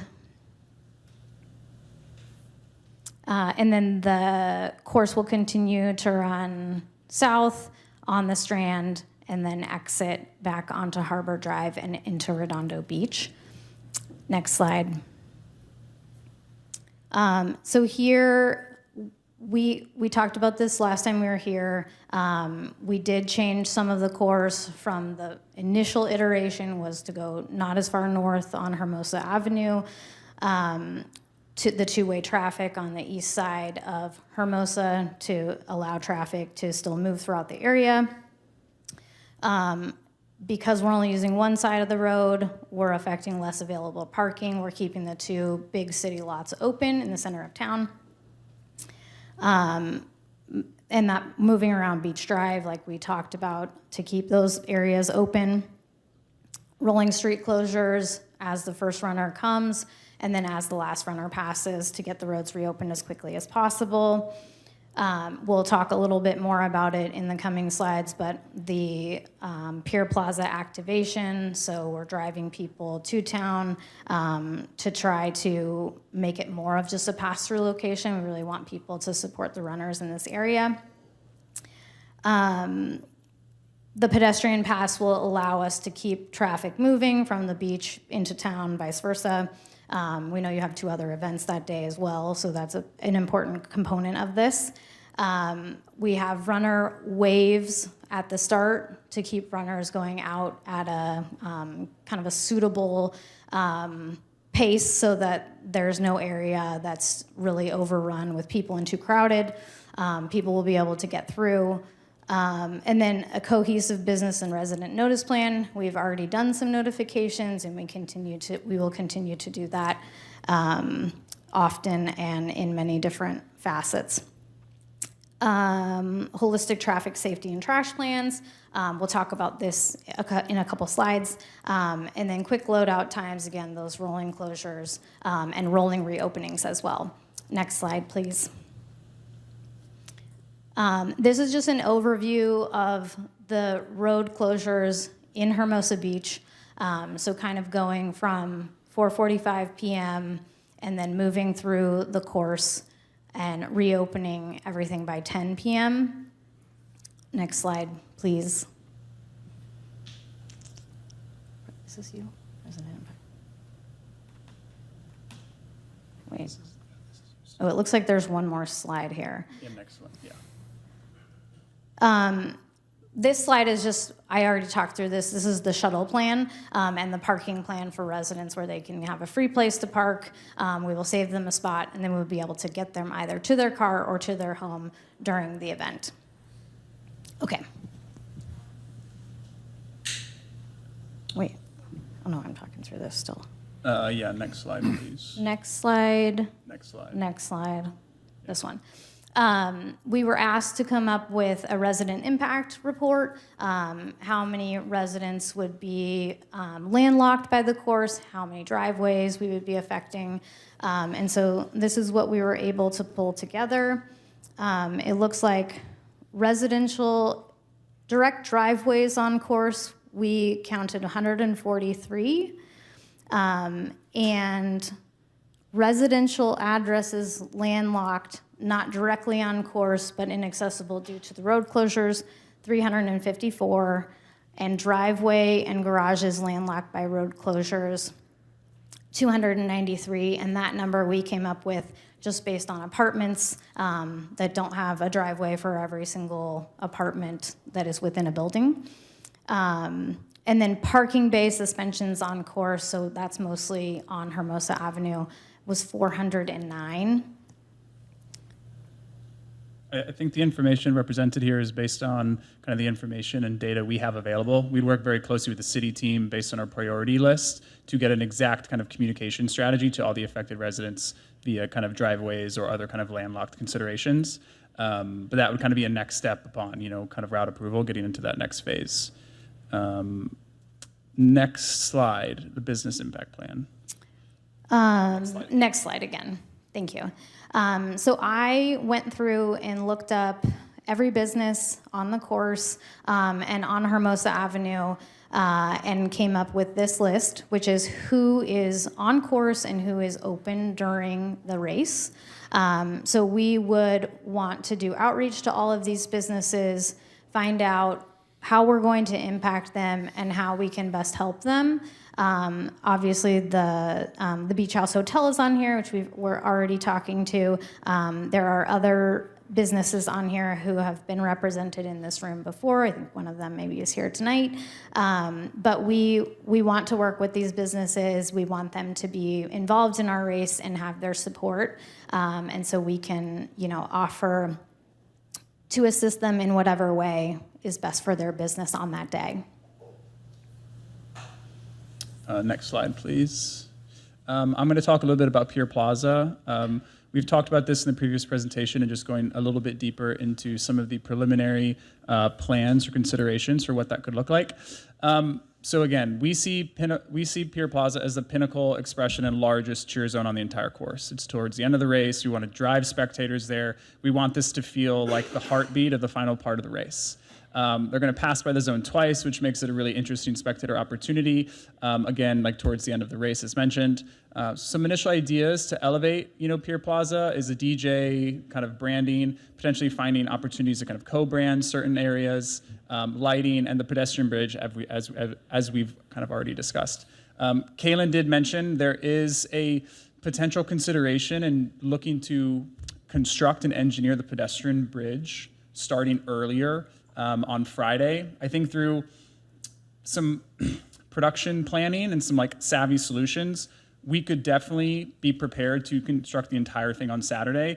It would just be a very tight chain of command and approvals and whatever's required from the city side from an engineering standpoint. But I think Nike, we would be prepared to build the entire pedestrian bridge on Saturday, totally conscious that it's a kind of key business and tourism zone on Pier Plaza, and we wouldn't want to take over that zone any longer than we would have to. So I think through some production planning, we could definitely intend to have that built entirely on Saturday, on race day. Here's an overview of what this could look like. Again, this is very preliminary and is kind of pending feedback and also conversations with businesses as well. Next slide, please. Oh yeah, next slide, sorry.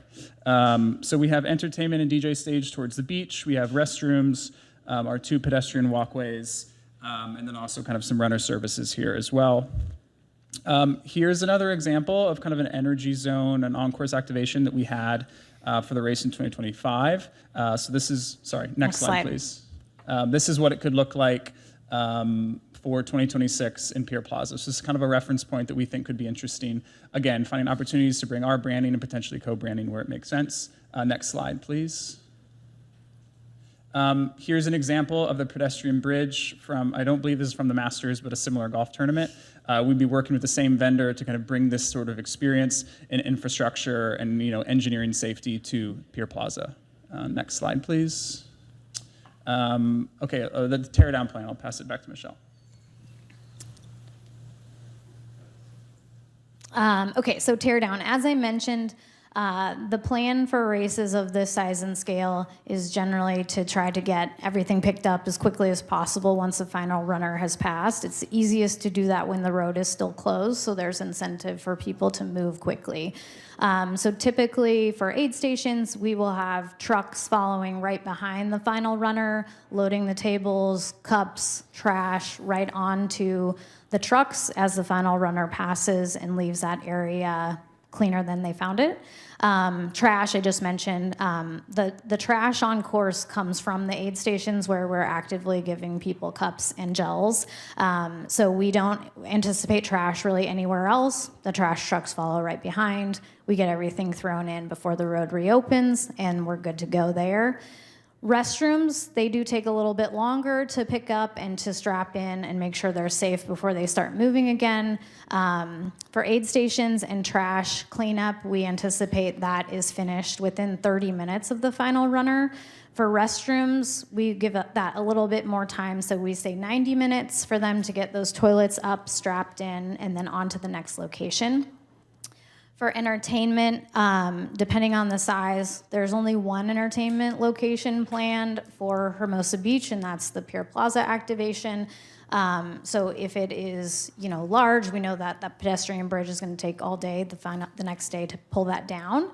And if there's any staging and that kind of stuff is going to take a little bit longer to get that down. But music and lights and that kind of stuff will be shut down within 30 minutes after the final finisher. Next slide. I believe that's what we have for our presentation today. Thank you for all the updated information, all the homework you all did the last couple weeks. I'll look to my colleagues for any questions. Rob? Thank you, Mr. Mayor. You thoroughly answered a couple of the questions that I had for you tonight, so good job. Very good. I was concerned about off-site parking and how do those folks who are kind of landlocked, if you want to call it that, how do they get to their cars, can't get out and out of the garage and so on and so forth, using the parking lot and a shuttle service. I had in mind perhaps it was going to be below pavilions or the 24-hour fitness or someplace like that where you go back and forth to there, but you have a great plan, I think, and that should mitigate the problem of getting the residents back and forth to their spaces, especially if you're going to pay for the space in the parking lot for them, give them a, I don't know whether they get a little hang tag or something that exempts them. So that's wonderful. I love the pedestrian bridge. I'm excited to actually see that go up and come down if we finish this. One thing I still have a question about, and I know it was mentioned earlier in the report, could you expound a little bit about the Beach House Hotel? I think of all the businesses and stuff, most of them, restaurants, bars, clearly, will benefit from this immensely.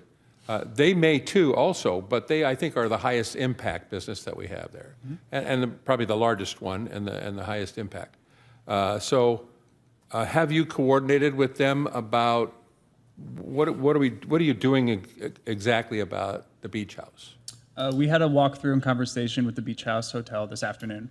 It was a very productive conversation. At the moment in our kind of current planning, as we look at hospitality at large, we would be interested in pursuing a total buyout of the Beach House Hotel so that we can be in control of accommodating them to like race needs and any of our guest needs. So you'd use those for your guests, of course. Yeah. For internal staff, for some of our VIPs, et cetera. We're excited by what the hotel brings from like its proximity to the race course and also just what the hotel offers.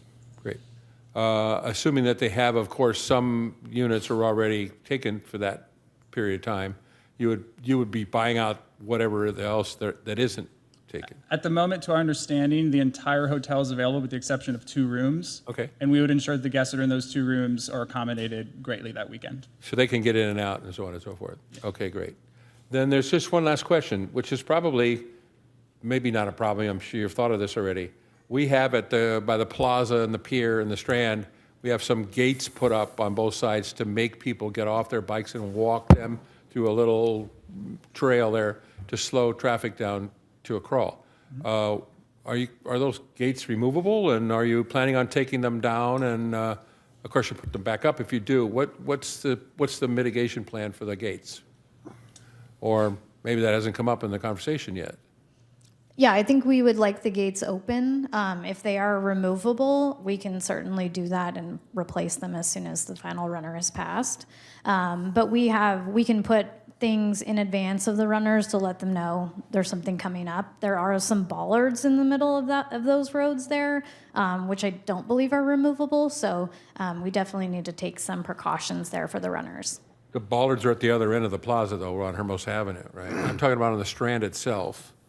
We have some barriers to cause people to, while they're riding along the Strand, to get off the bike and go this way, to snake through it, and then get around your bike and move on. So the runners wouldn't be running through that little maze. No. They would certainly be, so those gates would have to come down. Have we considered this at all?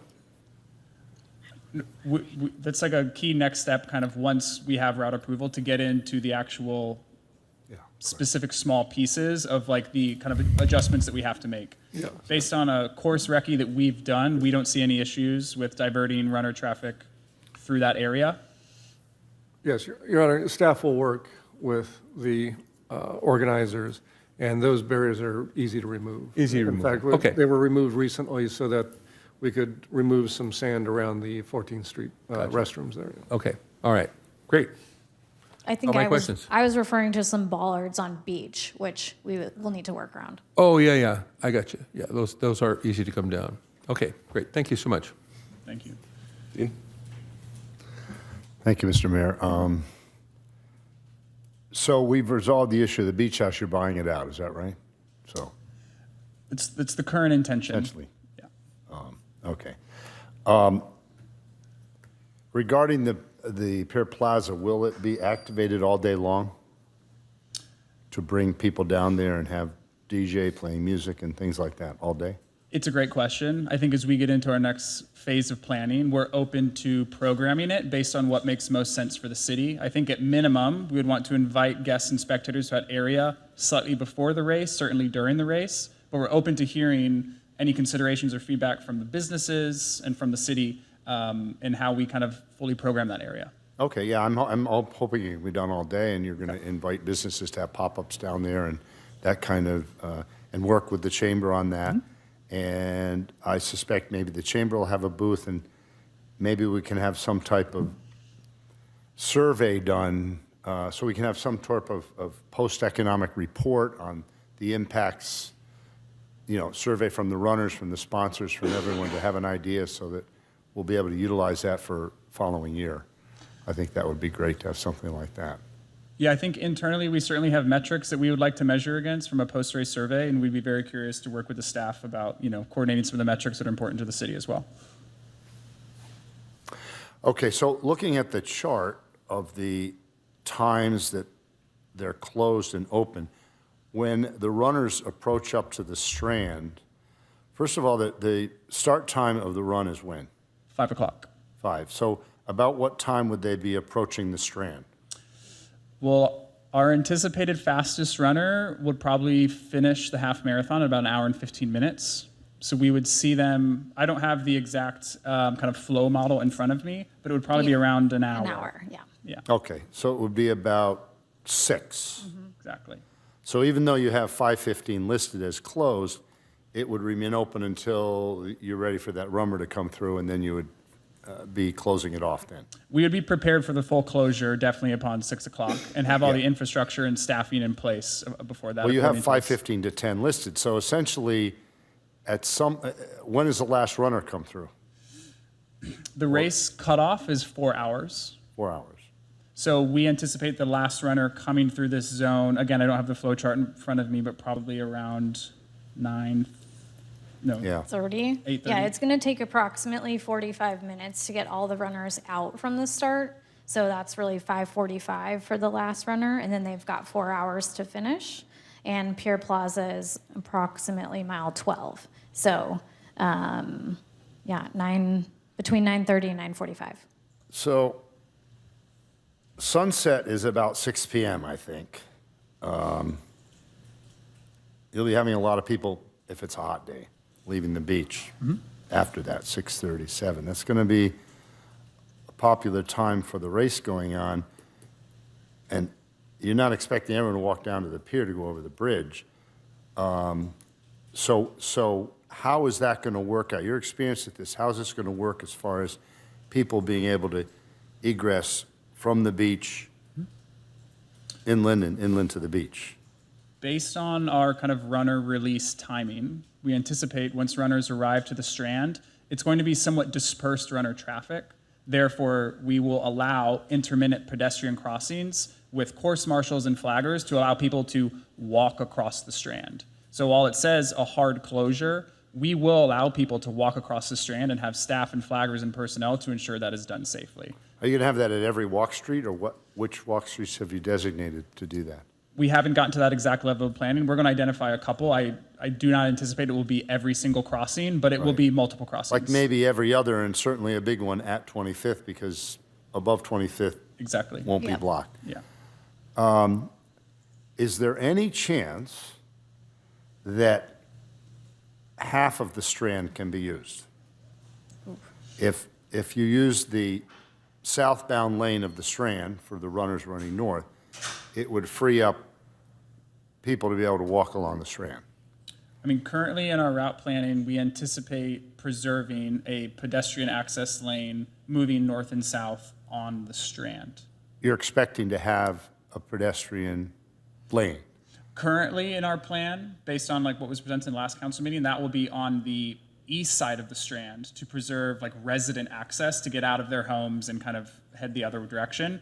We're open to working with staff about where that pedestrian lane makes most sense based on kind of the needs of the community on that day.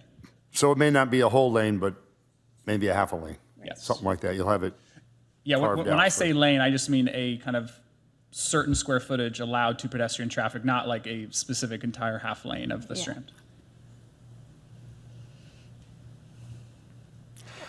A commenter wrote in that he understood Gould and 27th was going to be cut off with this. Do you have any information on that? That information was incorrect in the report. What is reflected here is accurate based on the current route proposal for Hermosa Beach. So this chart that we're looking at here is the accurate chart. Correct.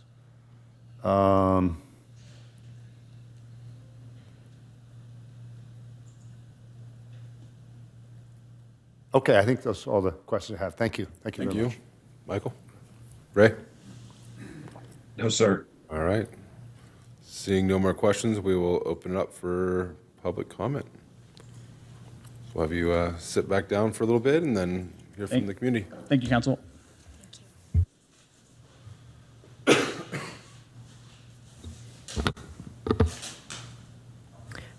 First public speaker is Robert C. Mayor Pro Tem, City Council. I mean, my business partner and I pretty much voiced our full support for this. I own Bolt on Hermosa Ave, which is on the run route. So just wanted to double down on that. We are very much in support of this.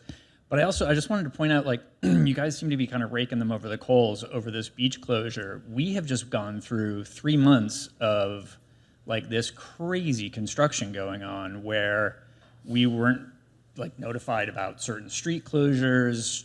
The people who were running the construction are like putting you down the wrong street and detouring you everywhere. So just saying, this is 4 hours. We've been going through this for months with streets being closed and no parking and no place for our staff to park and like that. So this seems like very low impact considering what has been going on over the past few months in this city with the various construction projects going on. So just wanted to kind of second that as well. But we are all on board. We participated in this event last year, and we can vouch for how flawlessly it was run and what a great experience it was all around. So we're super excited that Hermosa gets to be a part of this and hope that you guys will go ahead and approve this tonight. So thanks very much. Appreciate your time. I did not receive any more speaker cards. I will move on to virtual speakers. Tony Higgins, your 3 minutes will start when you begin speaking.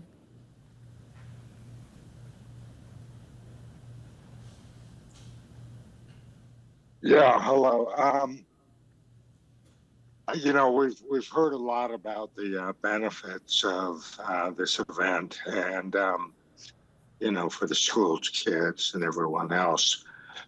There's nothing to prevent those benefits if the event is held in Redondo Beach and not Hermosa. The idea that we need to turn our neighborhoods inside out to get those benefits related to the runners and everything else just is non sequitur. They say that Nike has done a fiscal analysis of all the benefits. Is the city manager or Brandon Walker willing to stand up and say that they've verified that these financial benefits make sense? You know,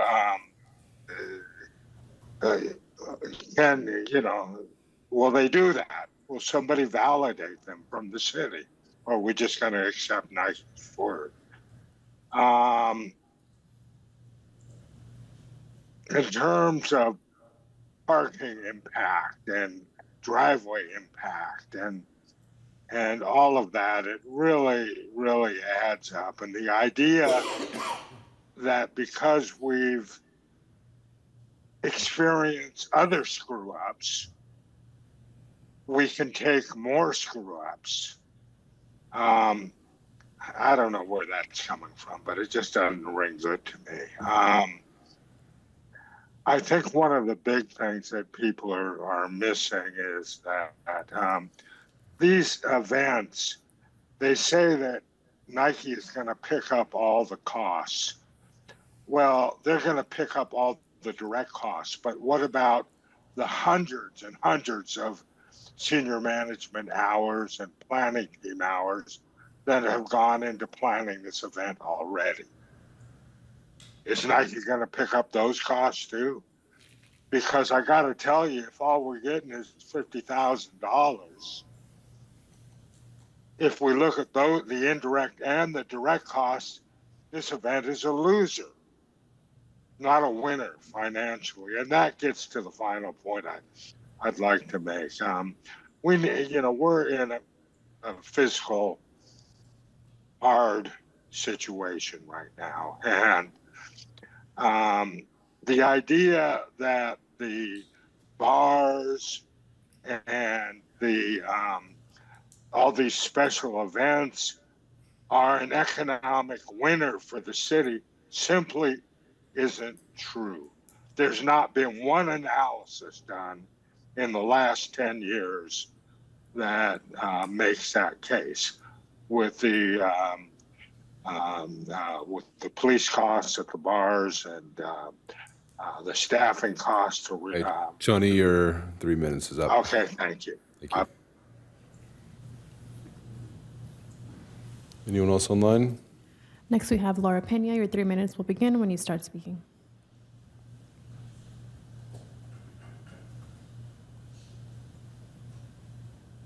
Hi, Laura Pena, Mayor, council members, staff.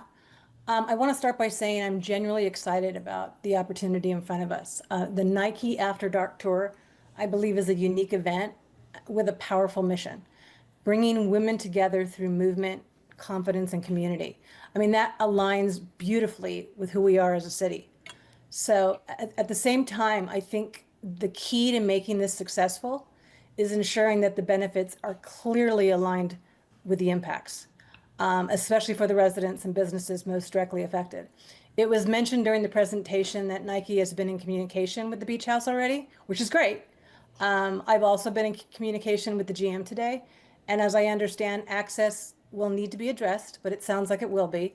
And if Nike plans on securing the entire hotel, minus those 2 spots, I'm hopeful that will address the safety and access concerns, since those guests will kind of understand and they will support the event. So again, I think Nike's full buyout of the beach hotel is a demonstration of how you can create a win-win relationship with one of our most affected businesses. So I really appreciate that. So for me, the question isn't whether we support the event, because I believe many of us do.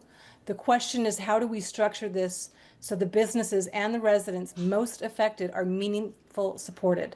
I believe Nike and the staff and council addressed opportunities that I fully support.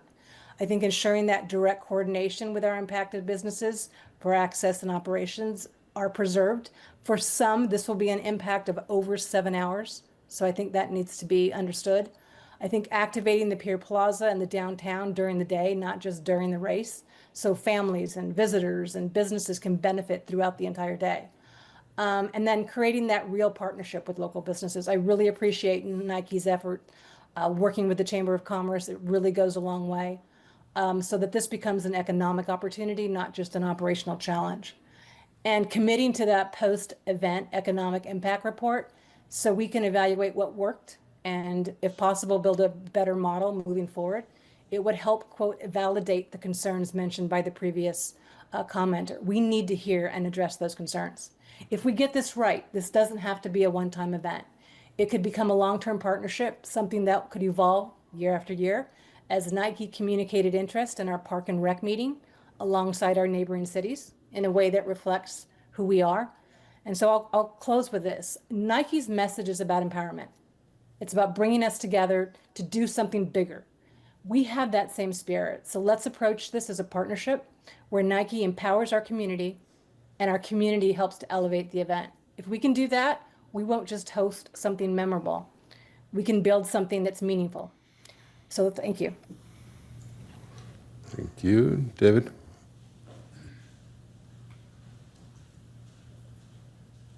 David Graythen, Hermosa Beach. I'm not going to try to say anything to sway you one way or the other. I just had one thought, and it was a thought that I shared at the Parks and Rec Commission when it first came.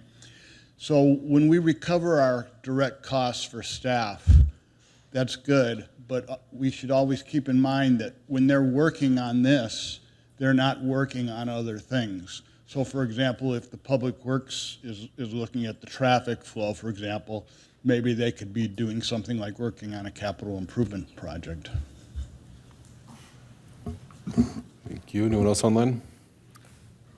No other virtual hands. Last call for in person. We will close public comment. Looking for a motion.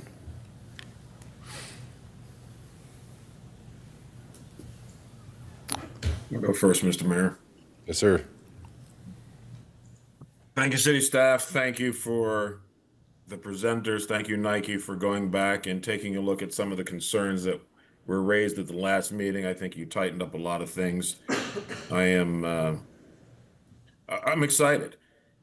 I mean, the only location in North America, and I looked at last year's shirt that had Sydney, Shanghai, Seoul, Mexico City, London, and then while I would like to see Hermosa Beach, I understand that Los Angeles will be the big name on there, but to the extent that we can have any other, name, our city name incorporated into any collateral merchandise and branding, I think would be great and go a long way for us.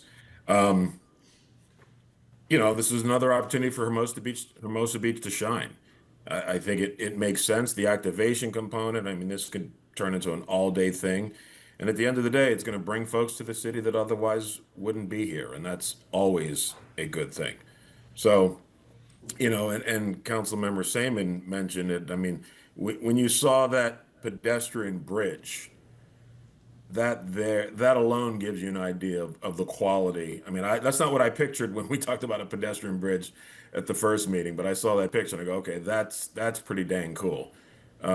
So I think that's an example of the quality event that Nike is prepared to put on in our city. And I am more than happy to make a motion, Mr. Mayor, at the right time. Make it now. All right. I would move that we approve the inclusion of, give me a second here. Approve the inclusion of Impact Level 3 new special event After Tour LA 2026 on Saturday, October 24th, with Tear Down on Sunday, October 25th on the 2026 special events calendar. Also understanding that there may be some, final back and forth between staff and Nike, and obviously we trust them to figure out what makes the most sense.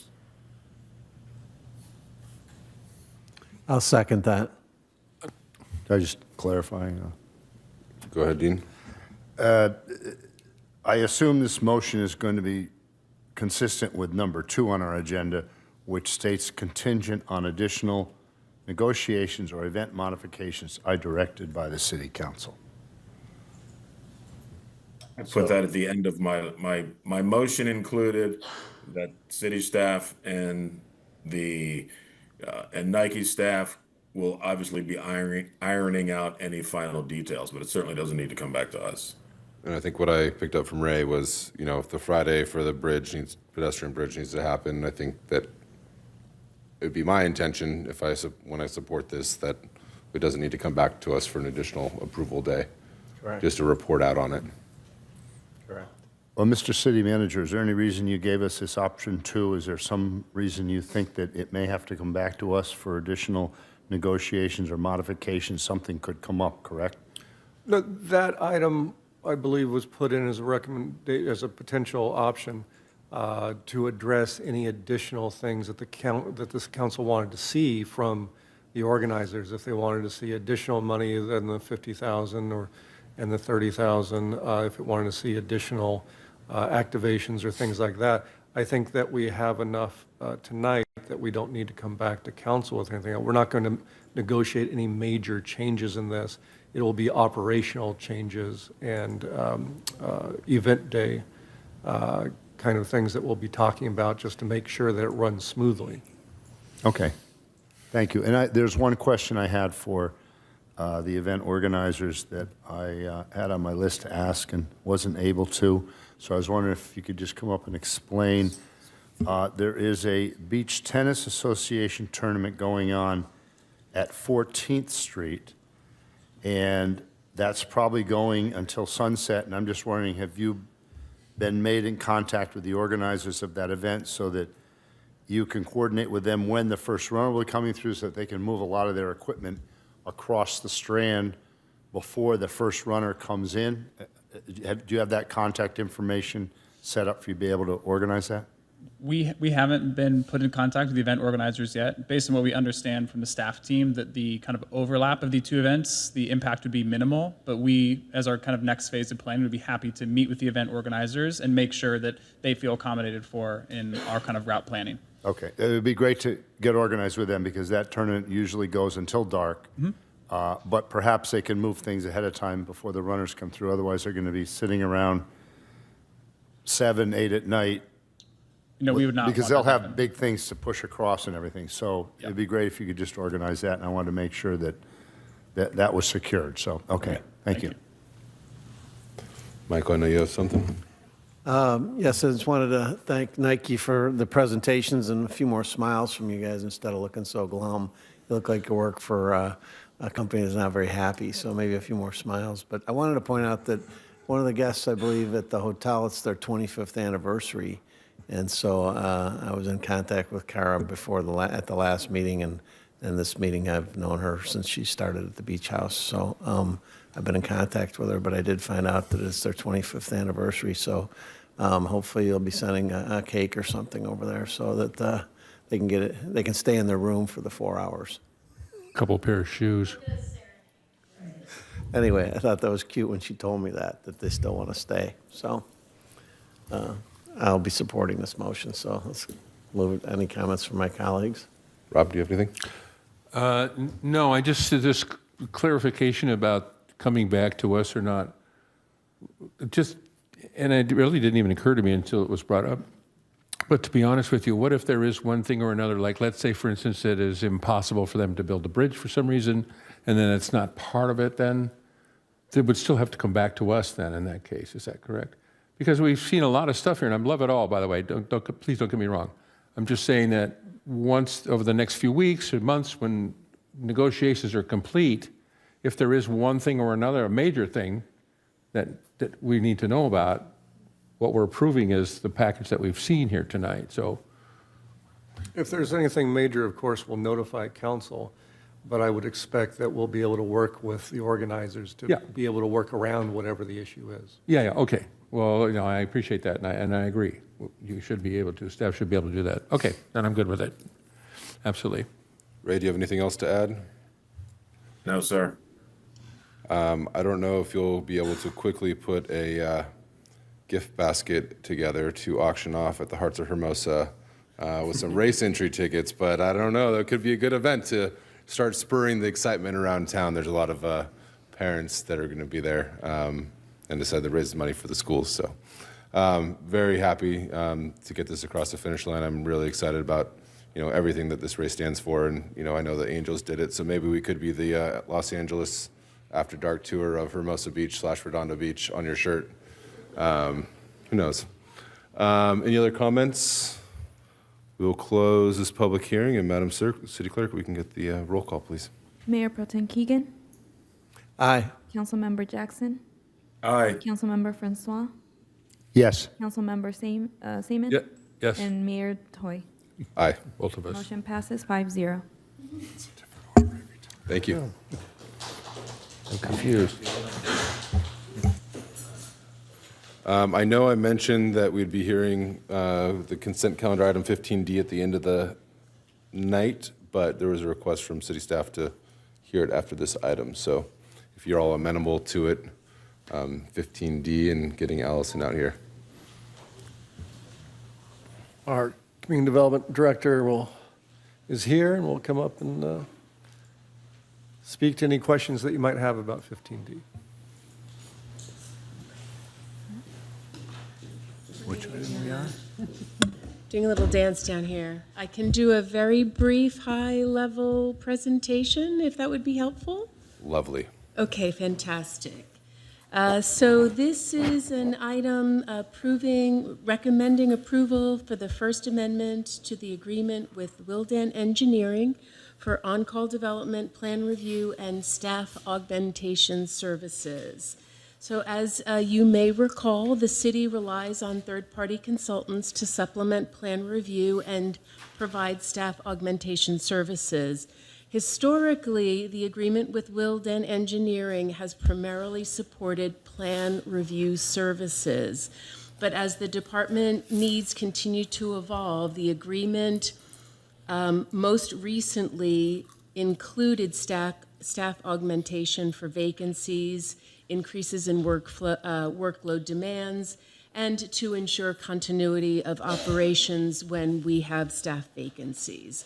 So this proposed First Amendment aligns with the 2025-2026 mid-year budget action, which you all took 1 or 2 sessions ago, and it would increase the contract limit to be distinguished from the budget authority from $200,000 annually to $450,000 annually, and that would therefore include the total 5-year contract amount to a total of $2.25 million. I kind of emphasize the contract authority versus the budget authority because on an annual basis, we'll be coming to council for budget authority for the staff augmentation services in the event that we have a vacancy, as occurred recently. We use, I'm just forgetting the term as I'm standing here up front. We're using staff savings from the vacancy that was created by the full-time personnel to cover the cost of the temporary personnel who supports us through this contract. So that's the gist of it. I'll take questions.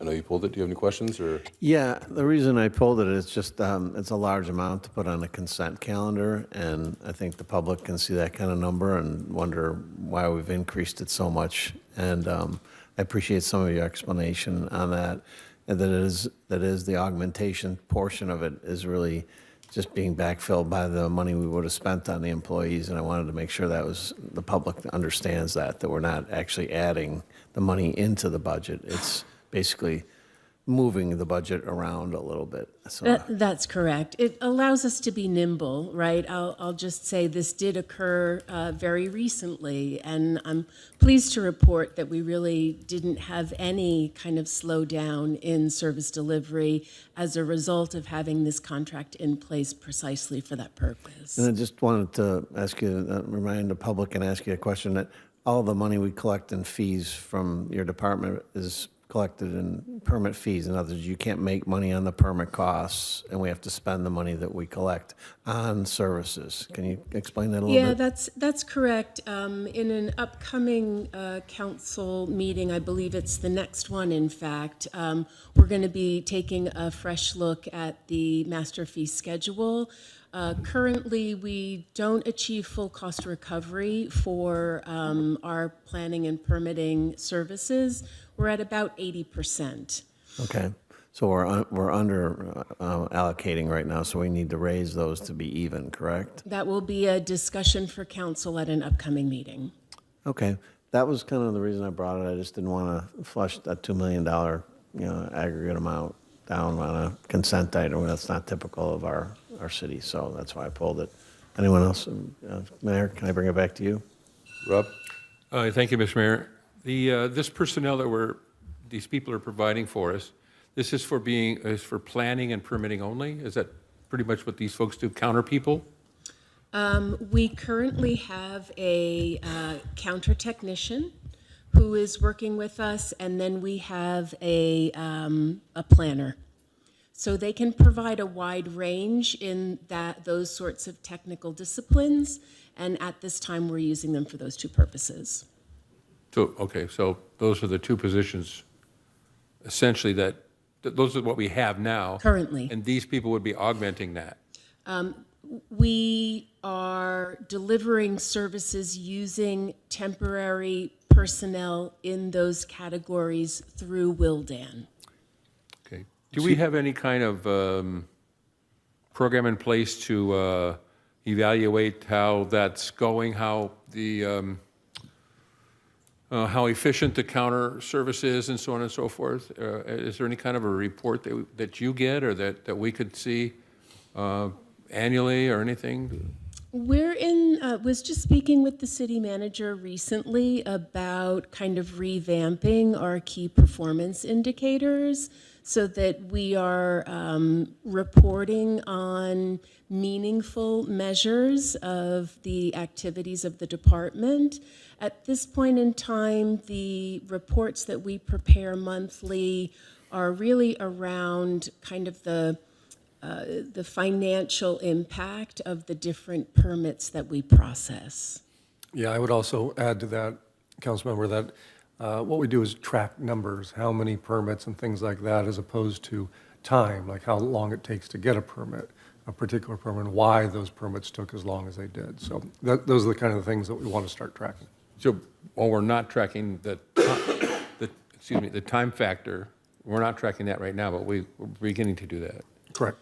Okay. Well, we have certain obligations under State Streamlining Permit Act, which we meet consistently, right? That's different from kind of the efficiencies that we could achieve with procedural reform and automation through our electronic permitting system. So all of those things are underway at this point in time. But you're right that we just have anecdotal frustration with the amount of time that it takes. We don't actually have numerics to say how frequently folks have been disappointed. Yeah. So this contract with these people, this supplemental work that they're going to be providing, or supplemental personnel that they're going to be providing, it's not necessarily to improve that time or improve that quality of that service. It's just to fill the void, fill the need that we have from time to time. Correct. At this point in time, I'm not coming forward with a request for additional permanent personnel. Gotcha. Yeah. Because, for a while, I was getting people call me and go, I'm having a problem, I'm trying to get a permit, and so on and so forth. And I think that service has greatly improved since your arrival here, by the way. And so I appreciate that.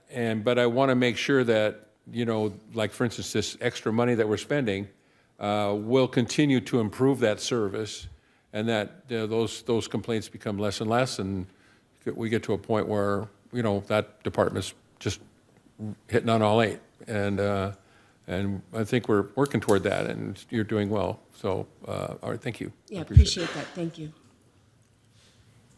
Ray, do you have anything? No, sir. Thank you, Mr. Mayor. Are we expecting to fill a vacancy soon, which will then reduce our reliance on this contract? So we currently have some moving parts. There is we're currently in a recruitment for an associate planner, which is the immediate need. We have, so that position, when it's filled, will change the dynamic with the number of vacancies that we're Less reliance on Yes. these services. Mm-hmm. The idea is to The idea is, so an on-call contract, right? The whole concept is to improve our nimbleness, right, in response to unexpected vacancies, right? We have to recognize as a small organization that people are going to move around, right? We're not going to have the same level of staff stability that you might have in a larger organization. That doesn't mean that we need to become paralyzed every time that happens, right? And so an on-call augmentation service contract provides management with the flexibility of filling the void in a timely manner to ensure consistent customer service. Thank you. Well, I have to imagine too, I'm looking at your report for January, you issued 129 permits, 173 in February. If, in March or May, there's 300 permits pulled. If you have this contract, you're able to flex to get permits hopefully approved a little bit more efficiently, knowing that you have the flexibility there. Correct. So, One more question. We did this in Public Works, I think, some time ago, where we have what we call the bench, people that are there ready for us in case we need them. Mm-hmm. You call them up and they can perform and so on, and when there's no more need for them, they go back. And that, I assume, and you can confirm this, if we don't need that, we don't spend the money. Correct. Yeah, so, okay. That's all I want to know. Thank you. open up for public comment, please.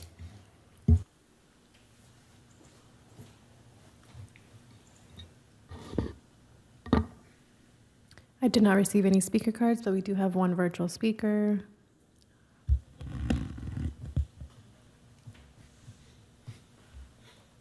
Laura Pena, your 3 minutes will start when you begin speaking.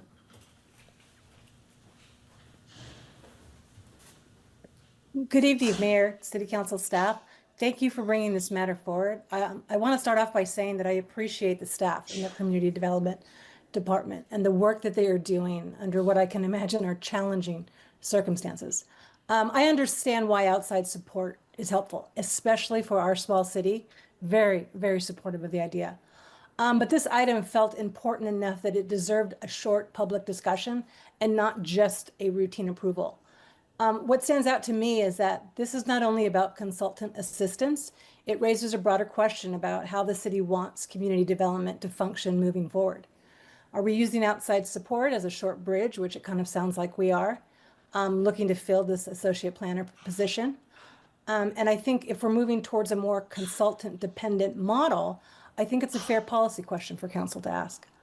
I also think it's reasonable to ask how success will be measured going forward. If we are investing more in outside support, what should the public expect to improve? Faster turnarounds, better communication, more predictable reviews, smoother permit processing. Those are the things that matter most to the people who interact with the Community Development Department. And I think many of us are still looking kind of for a clearer picture of where things stand overall. There was talk last year of a public open house to discuss the matter. I still think it's a great idea. It'd be nice to know where that stands. It would be incredibly helpful to learn about what issues have been identified, what progress has been made, and where the roadmap is from here so that we can be true partners. This is why I appreciate council discussing it this evening, not to second guess staff or anything, but kind of to give a public a shared understanding of the plan going forward. So I appreciate all the updates because at the end of the day, I believe our staff deserve more than just quiet assumptions and behind the scene pressure. They deserve clear direction, clear tools, measurable support, and a council that helps set them up for success. If we can do that well, we are not just improving a contract, we are building a stronger system around the people that serve this city every day. So I really appreciate it. Thank you.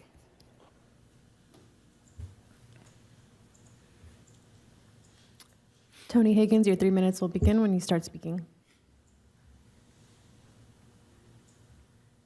Yeah, I would just like to lend my support to what Laura just said. The whole issue of how do we measure the success of the program?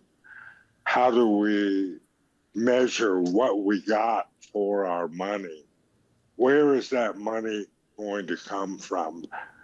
But more importantly, what are we getting and how will we measure success? All too often, we've been talking about that accountability and performance metrics for years and years and years, and it never seems to go anywhere.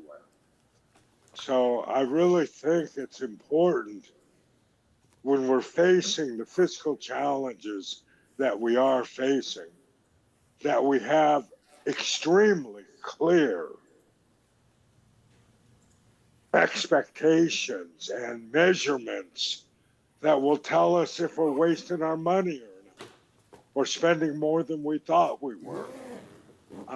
And so that staff knows what's expected, management knows what's expected, and the performance can actually be measured.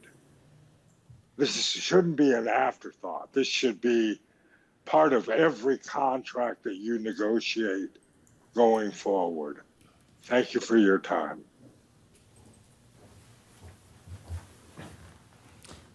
I do not see any more virtual hands raised. Okay, we will close public comment, bring it back for a motion.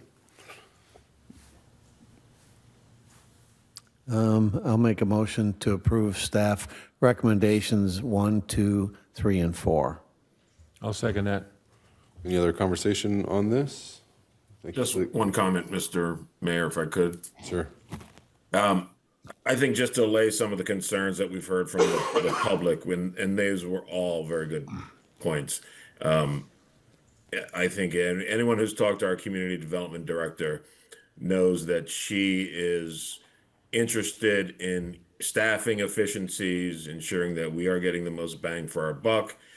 She's ensuring that we're staffed to whatever level, to the max level that we need to be staffed, and that we're charging the right amount of money. When she came on board, there was a lot on her plate. And I think from day one, she is committed to putting this as close to the top as she can, understanding she's juggling a lot of balls right now. But I think, she understands that we, not only obviously the council, but the community, more importantly, is interested in metrics to determine if we are, on the right path, and if not, what do we need to do for those course corrections? So I think just to allay some of the concerns that people have made, because they are legitimate concerns, and if you talk to Allison, you'll know that she understands that's on her to-do list. So thank you, Mr. Mayor, and thank you, Allison, for what you all do, because I know you've got a lot on your plate. So, and we continue to put more on there. So thank you. Thank you, Ray. All right, roll call vote, please. Mayor Detoy. Aye. Councilmember Seaman. Aye. Councilmember Francois. Yes. Councilmember Jackson. Aye. Mayor Pro Tem Keegan. Aye. Motion passes 5-0. Thank you. We'll take us back to 16B, which I believe Kaylin will be back for. So we'll open up this public hearing to introduce an ordinance to amend Hermosa Beach Municipal Code, Chapter 12.30, Special Events on the Public Property, 12.20.300, Solicitation and adopt a resolution to establish a special event per vendor daily fee. Thank you, Mayor.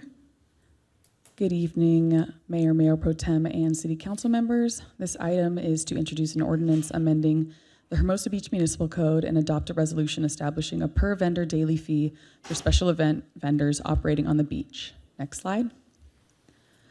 Historically, vendor sales on the beach in Hermosa Beach have been restricted to the event producer only, and vendors were required to obtain a full annual city business license regardless of limited participation in a single event. In August 2025, City Council directed staff to evaluate these regulations and explore options to allow for additional vendors. Next slide. Based on that review and subsequent commission and council direction, this item tonight would allow special event associated vendors to sell prepared food, non-alcoholic beverages, and merchandise with a $115 per vendor per day fee and a 25% discounted rate of $86.25 for Hermosa Beach-based businesses with a valid city business license. Additionally, sponsors providing monetary support only would no longer pay a co-sponsor fee. Sponsors who choose to sell goods would instead pay the per vendor a daily fee. Therefore, staff recommends that City Council introduce the ordinance by title only and waive the first reading and adopt the resolution establishing the per vendor daily fee. This does conclude my staff report, and I'm here for any questions. Thank you. Ray, do you have anything online? No, sir. Not now. Rob? No. Dean? No. We'll wait 1 second. I hear a door squeaking. Do you have any questions for staff, Mr. Mayor Pro Tem? All right, then we will open up public comment.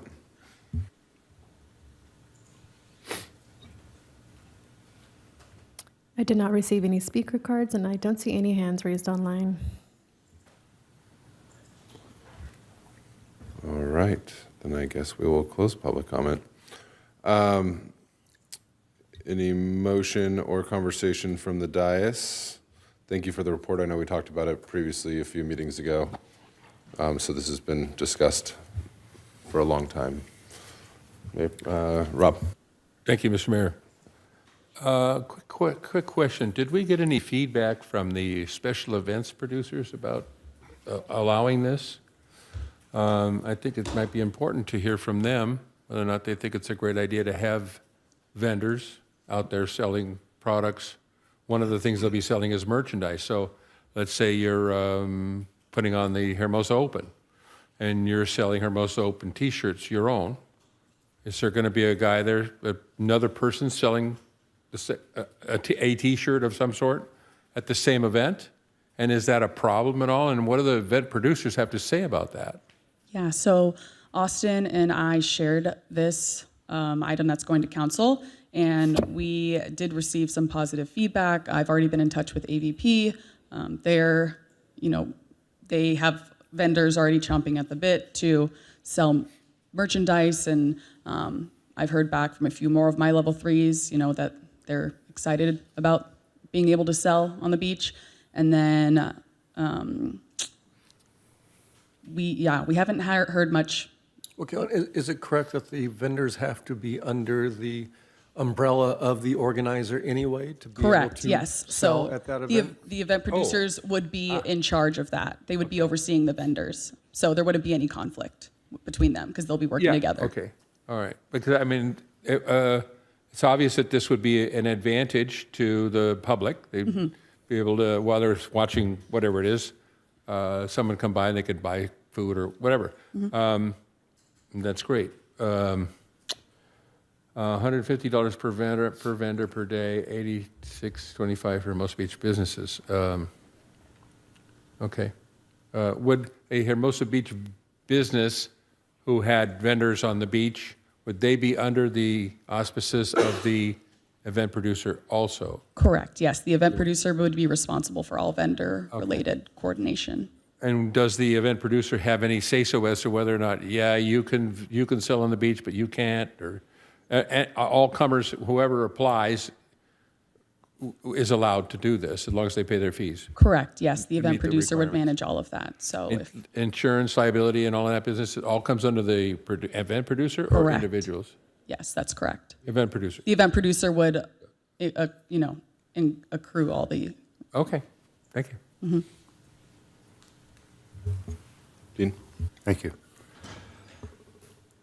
So I have heard from volleyball tournament organizers, and they're interested in this. And I originally proposed it because I thought it would be a good idea to help the purse out, to attract professional volleyball players, and help the sport out of beach volleyball, because it can only be played on the beach, as a good exception to bringing commercial activities in the beaches. I'm concerned that as it came through the Parks and Recs Commission and back to us, that it has been expanded to all events on the beach. I'm concerned about the over-commercialization of our beaches, whether it really benefits the city or the residents or the local businesses or not. So if my colleagues are interested, I would like to limit this to volleyball events only. Or somehow limit this to specific events so that we're not opening this up to every event on the beach. So that's my viewpoint on that. If someone else has another viewpoint, that would be great to chime in on that, but that's where I'm coming from on this. I think that opening it up to that massive amount really takes a physical challenge on our beaches, on the environment, and I would have just a hard time designating that this is in the best interest of our community overall. So, Thank you for your thoughts. Any other thoughts? How does sales tax work? We would get the sales tax for these events if anything were to be sold?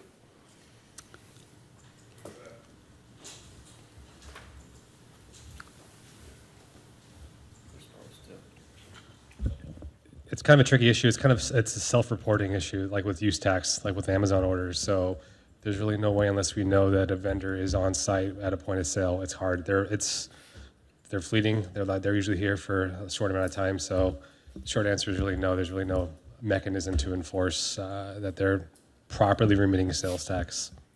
Is there anything in the resolution or any teeth that we can put in the document that, would have some financial penalties if they fail to report things that are sold? Good point. Because in our brick and mortars, have to do it every day, right? That's true. That's true. From a legal aspect, I'm looking to the two lawyers in the room to figure out if what enforcement mechanism there could be other than. Well, I think one consideration, Your Honor, we could go back and look at whether we could hold the event organizer responsible for collecting the sales tax from the sales. That would be verified. They would need to be verified from the seller. But I also think the seller needs to report whatever income unless it's in cash. And when they do that, they have to show requisite sales tax along with that. But we can look deeper into that.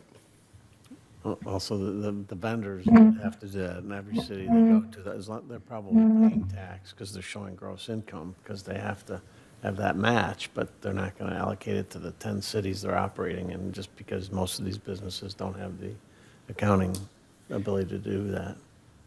Yeah, we'd have to look into this to get the appropriate answer for you. Another question? Yep. When I see the word vendor, I think of a person with a little cart rolling around, hot dogs, selling them on the beach.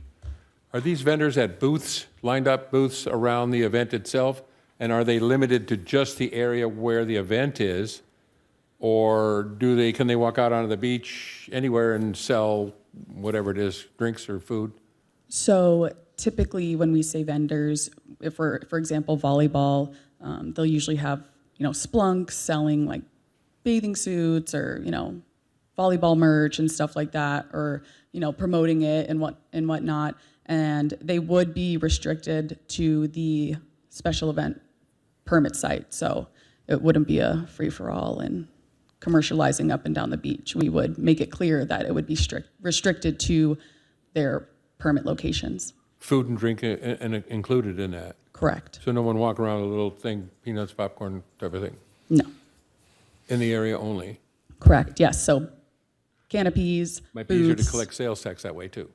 Correct. We can look into that. Yeah, they could have some sort of mechanism to report the sales. Correct. Okay, thank you. I see nothing in here about the size of the footprint of said vendor. Is this something, again, it's going to be on the beach, so I assume 10 by 10 tents are going to be the most popular one. Can we say that it can be no more than 100 square feet? Most likely. So right now, it's typically a 10 by 10 tent. Anything larger than that, they would have to let staff know, and it would be approved based on staff's considerations and working with, Director Nichols and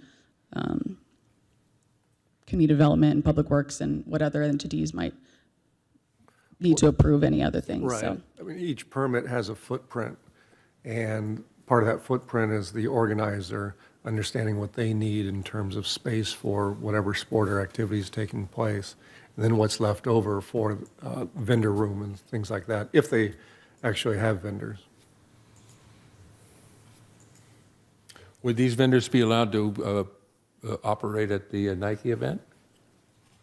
Assuming it gets approved and so on by then. Assuming Before it gets then. approved, and should Nike want to have a list of vendors and whatnot, if they wanted to line the Pier Plaza, activations and stuff. Like, for example, the sidewalk sales, they activate Pier Plaza, and they have their tents and canopies and, all those areas because, this is only for the beach, but Nike's not going to be on the beach. They're just going to be on the Strand. So I don't think this would technically apply to them. Yeah. Does that make sense? Yeah, Being this is practical for at the any rate. beach. Yeah, only the for beach. the So beach. currently, other public property doesn't meet this municipal code because Oh, okay. Fiesta and all those groups can sell on other parts of the city. And then is there a cap for however many vendors a special event permit event could have? No, not at this time. We have Fiesta who has, But I'm saying just for this, just for this on the beach. correct? Not to my knowledge at this time. I can't imagine that there would be a massive amount of tents and canopies that would fill up an entire special event permit. And, but we can look into it and see if there's something, if you recommend, the council would recommend a cap on anything. Yeah, We right would- now, currently, as proposed, there's no cap on it. It's more of a space restraint. And again, all this has approval from staff where the focus is the special event, not the selling of goods. And so for a volleyball tournament, the draw is going to be volleyball, not a flea market. Correct, yes, because there's been quite a lot of feedback from special event producers, wanting to bring volleyball merch, vendors, sponsors and stuff like that. So, they want to be able to sell their splunks and their bikinis and their volleyballs. And, right now it's only event branded merchandise. So AVP can only sell AVP stuff. But if this is approved, AVP can bring in splunks. I played soccer, so I don't know what else, beach volleyball, I don't know, sand socks, those type of vendors. But staff understands that this is ancillary to the actual activity. Mayor? On an event like the AVP, it would be an encompassing permit anyway they'd need to come and get, so that would already be in that delineated. in that. AVP, yeah, it's more other events. Okay, I was going to say. they're gonna- We don't have an AVP event plan, Right. except for the youth volleyball. They could in the future. Yeah, and the youth volleyball could have vendors. I really like the idea and concept. I just think that, I just want to get ahead of any issues and, if there's a cap of number of vendors or depending on the square footage of the footprint. I also know that, again, when someone applies for these permits, it's going to be event forward. We could put a cap, let's put 50. But I just don't know, this 50 is a ton. I was thinking single digits. We can certainly come back after this coming summer and do an assessment as to how these have played out and whether, should bring to you, as you witness these events also, whether there needs to be a cap in the future or not. We can always adjust going I think, forward. as we go through this, I think staff probably would want a backstop and just say, no, this is what those five knuckleheads decided, not, we're just not being arbitrary with you. It's whatever you wish, So, your choice, of course. but I'm excited about it. I think, we'll see where it goes and we can always make corrections in the future, which is the greatest thing. I agree. Well, we have ways to go before we vote on this, but seems to me that. Ready for a motion Yeah. or denial. I'm ready to move staff recommendation, Mr. Mayor. Oh, yeah, okay, we have a motion. Do we have a second? I'll second it. All right. I have a few more Motion and questions, second. To approve this. Thank you. Without any sort of discussion on sales tax and a cap? I'd be more than happy to support this, but I would like to see it come back with something solid about the sales tax and the cap. Well, the sales tax now, I mean, there are vendors on our beach events now and there are sales tax implications. That's something I think that staff could talk to the event producer to ensure that that's being captured. I don't think we need to delay this for that when that's a discussion between staff and the event producer. And as we've seen in the past with these events with the vendors, I've yet to see an event where the vendors overtook the event itself. It's been ancillary, and as the city manager mentioned, we can always adjust as needed. So I'm prepared to move forward with the motion as made. And we can look at some of our other events regarding the sales tax, for instance. I'm not clear on how that's done for the fiestas, for instance, or other events like that. So we can look into that. Dean, I know you had. Yeah, Mr. Mayor, you brought up some interesting points about when the event becomes an event with a bunch of vendors instead of what the event's about. So, for example, we have surfing contests. They raise enough money with what they do currently. The event goes on just fine. People are there, it's low-key. We have something like the World Cup watch parties. That's going to be a screen up for people to see an event free on the beach. There's no reason that that event has to raise money with vendors on the beach, but they'll have the ability to bring vendors down, and then it turns into this event that's more than just what it's intended to. And, where do you draw the line? That's why I thought limit it to volleyball tournaments, whatever other specific events need to be raising money so that these events can happen. But to open it up blatantly is an overreaction. To say, well, we can look at it next year or the year after, but it's a slippery slope. We'll have different council members in office, and it just goes down that slippery slope that we don't need. We need it for certain events. Those event producers came to us and said they needed it, but we don't need it for everything. We don't need it for every event on the beach. It's over-commercialization. So my intention is to not vote for this tonight, although I do support it for volleyball. Thank you for that. Rob? Well, I'm kind of that way and kind of this way too. I'm sort of in the middle on that. I would be willing to support this. I think part of the fears about it getting out of hand and every single event, we could have a bicycle sand racing and then we got to have a bunch of vendors for that too. We could allay those concerns if we would just simply put a cap on the number of vendors for most events, as mentioned by the mayor.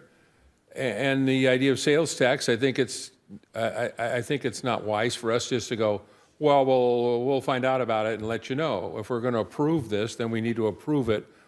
Why don't we just put a friendly amendment to the motion that sales tax will be collected from these vendors? Simple as that, and that there will be a cap of, figure out a reasonable number. And if we add those two things to the motion, I'm fine with it. I'd be in support of it. What would we do? Like a cap of 4, except volleyball has a larger number? How would you calculate that cap? I think you guys, we collect 1% of sales tax. So if they sell $100,000 worth of merch, there's going to be $10,000 worth of taxes paid, and we're going to get $1,000. Okay, we're never going to sell $100,000 worth of stuff on the beach. So we just forget about it. Is that what you're saying? And so to collect $1,000, how much money would we spend to collect $1,000 to audit this? How much staff time? How much money do we have to spend to collect the sales tax? They're going to pay it through their businesses. They're going to pay it. They're not going to write it. They have to allocate that on their report, and they're unlikely to do that. You can ask them to do that, but it's unlikely. You can ask them to do that. But when they file a sales tax report and submit their money to the state, they can allocate where they earned it from, and then it's distributed. But it's a lot of extra work for them. They're unlikely to do it, and especially if they're a smaller vendor. If we were doing a lot of large businesses, it wouldn't be a problem. But I mean, you're asking a lot of businesses, 15 vendors, to each allocate essentially, which will be like $100 to us for being there. I mean, we're over-regulating it. And as far as Dean mentioned, they don't want commerce. I mean, all these events, if they bring out 10 by 10 booths, you're creating jobs and all sorts of commerce for people to earn money and putting more money into the economy in Hermosa Beach. And why not let that happen? I don't think it's going to go crazy. If it goes crazy, we'll bring it back. I just don't see this thing like going to be a big flea market. People, it's not a great venue to sell I'd like from. I'd like to not turn into a flea market. Well, we'll have one summer, and if someone has a big flea market one day of the year at one event, the next year they won't have it. Caitlin, what are level 3 events that we have on the beach? AVP, JVA, BVCA, AAU, Summer concerts, summer concerts, movies on the beach, triathlon. triathlon, International Surf Festival, LA Galaxy, soccer celebration, newly added. And most of them take up either the north side or the south side of the pier. Correct. And if it, brings the council, if it makes council more comfortable, if event producers want to have vendors on the beach, I can request them to send us a list and have them add it to their site map to see how all the booths fit on their site map. Does that make sense? Like, for example, I can request that they add 10 by 10 canopies on their site map, and we can better see how this would look on their site plan. We can include it as part of the permit process. Correct, yes, we can make requests of them to let us know how it'll turn out. Give us a plot plan. So I don't have enough data, but off the top of my head, I was thinking level 3 events, no more than 10 or less than 10, level 2, whatever, less than 6, whatever criteria we want to get. But I do agree with Michael that like this is the first summer, let's see how it goes. And again, we can make quick corrections if needed. So these vendors would be selling volleyballs and T-shirts, besides just prepared food and non-alcoholic drinks, which I agree with, just pennies. That's not significant enough to be too concerned about as far as sales tax is concerned. But merchandise, volleyballs are what, $40, $50 a piece, $100 a piece. T-shirts, $20, $30 a piece. They might sell hundreds of them.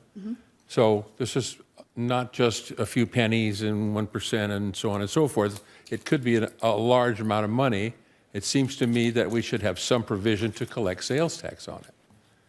And that's not a difficult thing to do, and it's not a cost to us either, by the way. It's a cost to the event producer. Well, you're thinking of something like having the event producer keep track somehow. Yeah. Have him responsible for Yes. keeping track of Yes. his vendors and what vendors are selling in general. Have the vendors report to the event producer. I think for the first year, we should be getting that data, so one that of way the- we know if our rates are too low as well. Sure, and that's actually one of the reasons why we're here with this item as a vendor fee, because it made more sense than trying to get everyone to do a business license tax and having to go through that process.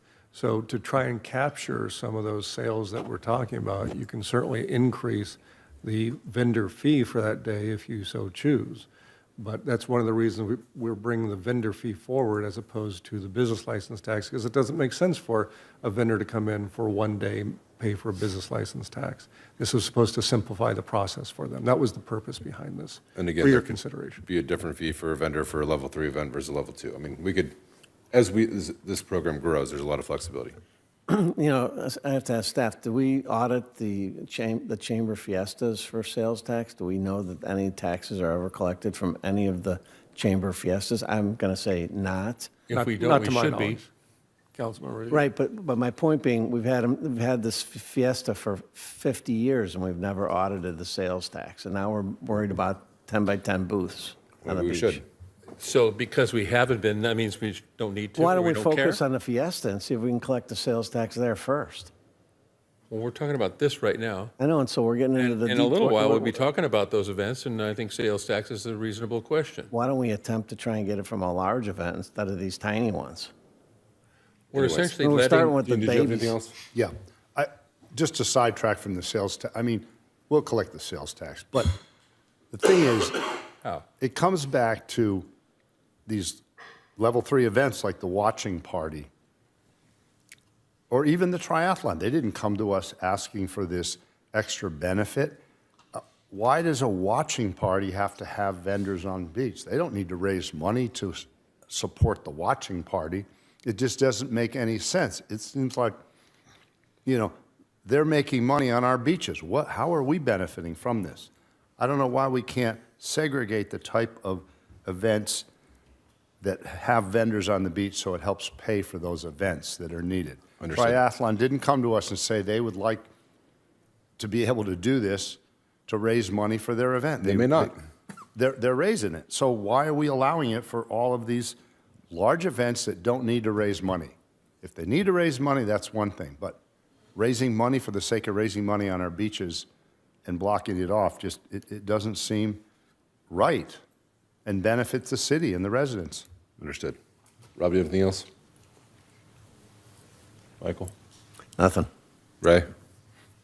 Prepared to vote on the motion, Mr. Mayor. Madam City Clerk? Councilmember Seaman? Yes. Councilmember Francois? No. Councilmember Jackson? Aye. Mayor Pro Tem Keegan? Aye. Mayor Detoy? Aye. Motion passes 4-1 with Councilmember Francois voting no. Thank you. Thank you. 16C is getting, Yes, Your Honor, we would ask that you open the public hearing and continue it. all right. So the public hearing for the resolution adopting fees from a fee study update is now open. Director Walker, this will be continued till April 28th, 2026. That's So there's correct. no report, That's correct. but we'll still open up for public comment. Madam City Clerk? I did not receive any speaker cards, and I have no virtual hands raised. Okay, we'll close public comment. I'll make a motion to continue this public hearing till April 28th, 2026. I'll second. Second from Mayor Pro Tem. Madam City Clerk, roll call vote, please. Councilmember Seaman? Yes. Councilmember Francois? Yes. Councilmember Jackson? Aye. Mayor Pro Tem Keegan? Yes. Mayor Detoy? Aye. Motion passes 5-0. Thank you. We'll go to 17A. Rescission and reconsideration of the pickleball reservation and membership fees. I do have a little note that although the city council meeting minutes from March 24th, 26, 15A were approved, depending on the outcome of this item, this agenda item will clarify those minutes, those action minutes regarding the pickleball fees. And Kaylin, are you giving this, or is the city attorney or Madam City, not Madam, Mr. City Manager?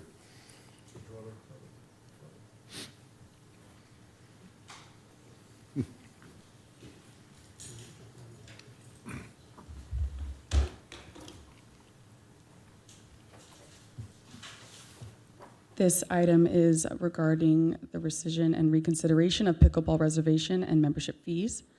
At the March 24th, 2026 meeting, City Council considered the Kelly Pickleball Court use policy and during discussion expressed support for modifying pickleball fees.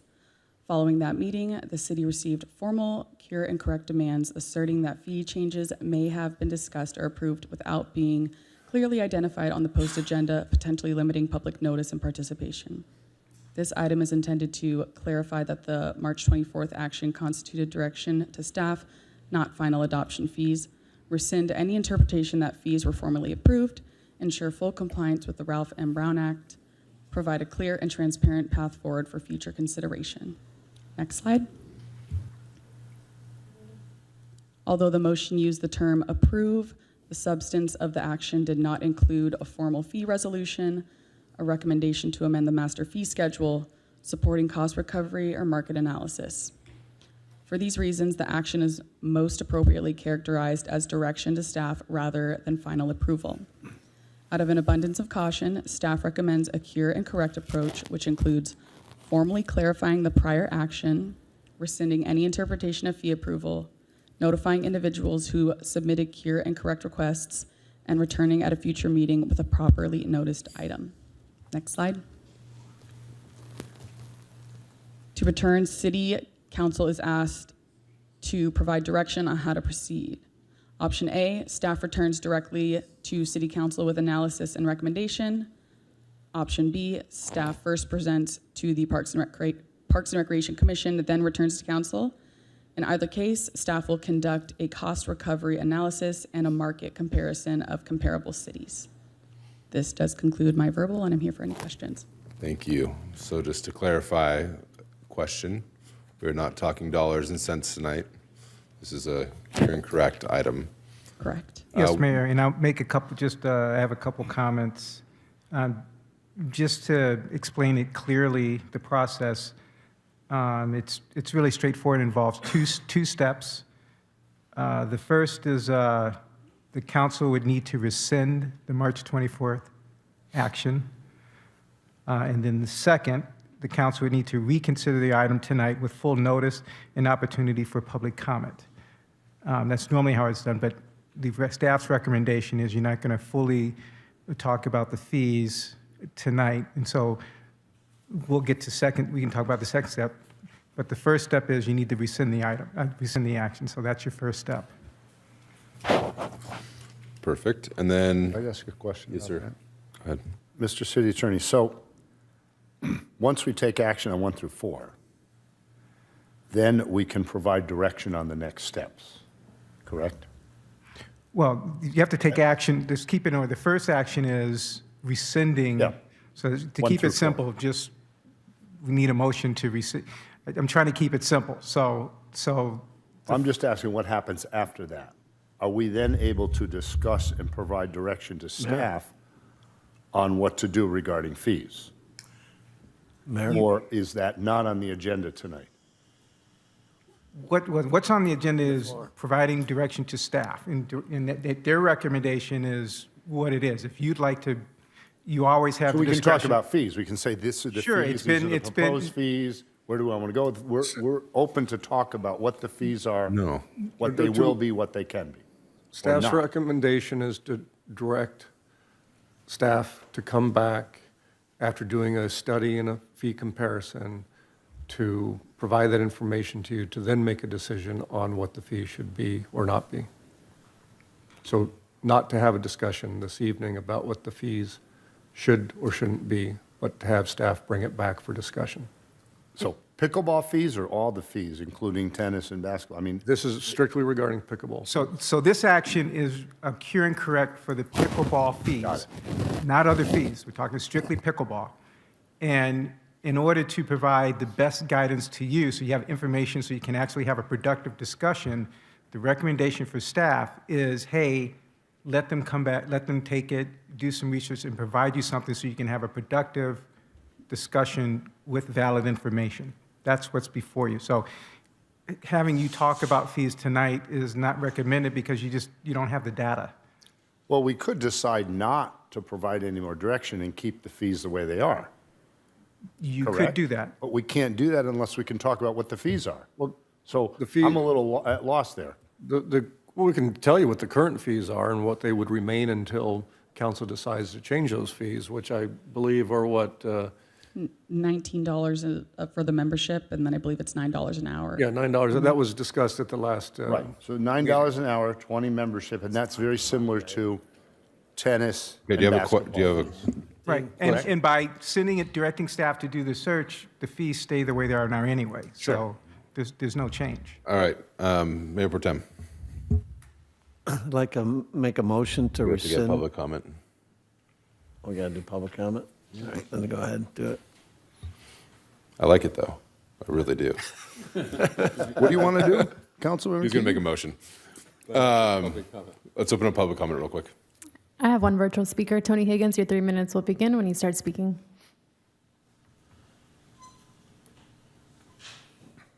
Yeah, hello.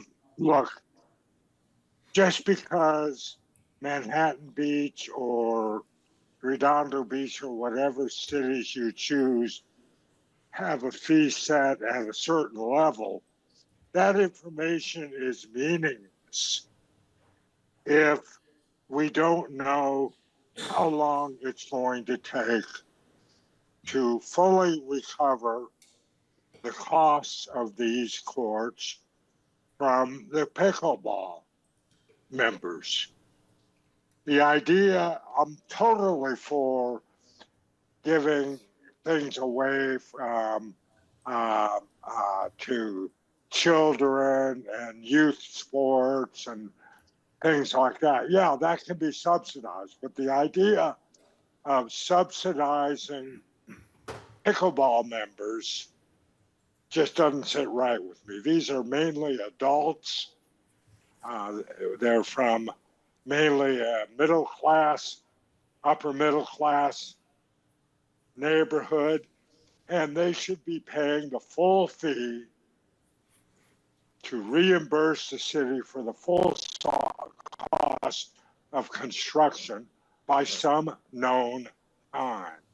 It's not just enough to say, oh, Manhattan Beach pays this and Redondo pays that. No, we want to know about how long it's going to take to recover the cost.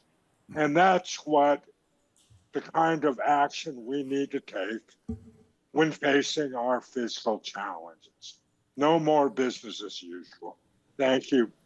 Good night. Thank you. Alan? So I think I was actually the one who introduced increasing fees to last week's agenda item and may have caused a bit of this chaos, but I may not be able to be at the next meeting, so I thought I'd say my piece now. Some direct quotes from last week's meeting. We need the revenue here, so let's monetize this thing. Let's pay for the investments we've made. This is a perfect opportunity for Hermosa Beach to make money. Precious and valuable community resource. We've made a big investment in these courts, and I do believe in monetizing. These are direct quotes from the members of the pickleball community when they were looking for a handout from the city in more hours on the pickleball courts. I hope they keep that same energy in support of price increases when that comes back up at next week's meeting or whenever it comes up again. Now that the city has identified that we are going to be paying for this investment, I suspect their tune will change. I'm going to use this time to preempt what I assume will be some of the arguments we will hear from the pickleball community. And even based on this study, I suspect these will be directly addressed by the report. These fees are way higher than the fees in Manhattan and Redondo Beach. Well, Manhattan and Redondo Beach can offer subsidized pickleball to their community because they have budget surpluses. This city does not have funds to provide free services. These courts cost $1.2 million. I appreciate it's not just pickleball to develop. There's lawsuits involved. There's going to be ongoing costs of maintenance. There's going to be reservations. I'm sure there's going to be fights and people disputing. There are going to be ongoing costs associated with this. And as the staff report is likely going to show, it's going to probably cost, I'm suspecting, even more than the $15 that was offered next week. So they might have just put their foot in their mouth by objecting to this. Another thing I'm anticipating we'll hear is, I already pay a lot of property taxes. I should not have to pay for more use of the public space. See my comments from earlier. Unfortunately, property taxes are public information. So I took the liberty of looking up a number of the speakers that were here last week, and I can assure you that the majority of these people have lived in this city for so long that their property taxes do not even pay for their share of the police department. So no, your property taxes do not pay for these pickleball courts. Why are you targeting pickleball? My very nice neighbor asked why I was just focusing on pickleball, and I'm not focused just on pickleball. I think these fees should be brought up to be increased on everyone. They just kind of opened the door for it by asking for something for free from the city, is why I came up and talked about increasing fees. So this isn't just about pickleball. It's about a much broader reality that this town needs to face, that if we are not going to find ways to raise money from out-of-towners in the form of sales taxes, parking increases, and expanded business offerings, then we are going to have to accept that anything discretionary is going to need to start costing a lot more. This city does not have money to subsidize activities of small subsets of this community. Tennis, basketball, Little League, you're up next. Thank you. Any other public comment? No other public commenters. Mayor Pro Tem? I'd like to make a motion to rescind the council action regarding fees for the pickleball court on the previous meeting and direct staff to report findings and recommendations at a future meeting to the city council for consideration and action. Second. Mr. City Attorney, was that clear enough? That was. Thank you. All right. Dean? Mr. City Manager, what date are we expected to have the pickleball courts active? Right now, they're not active at all because they're undergoing construction, is that correct? That is correct. I got an estimate from the Public Works Director earlier tonight. He expects the basketball courts to open soon. The pickleball courts are more likely to open in June. The contractor has had an issue. We have a replacement contractor that was supposed to come in on this project. They had a problem with their bonds, so they weren't able to get them on schedule. So it's going to take another week or so to bring somebody on to finish the project. So if the pickleball courts will be done in June, it's highly unlikely that we will come to any resolution of rates by then. Okay, let me step in real quick. I want to clarify something. Let's vote only on the rescission first. Good idea. And then once you rescind it, then it's properly before you to continue the line of discussions that Councilmember Francois is going on. So let's keep it clean. So just, the simple motion is rescinding the March that's what we're 24th gonna action. do, yeah.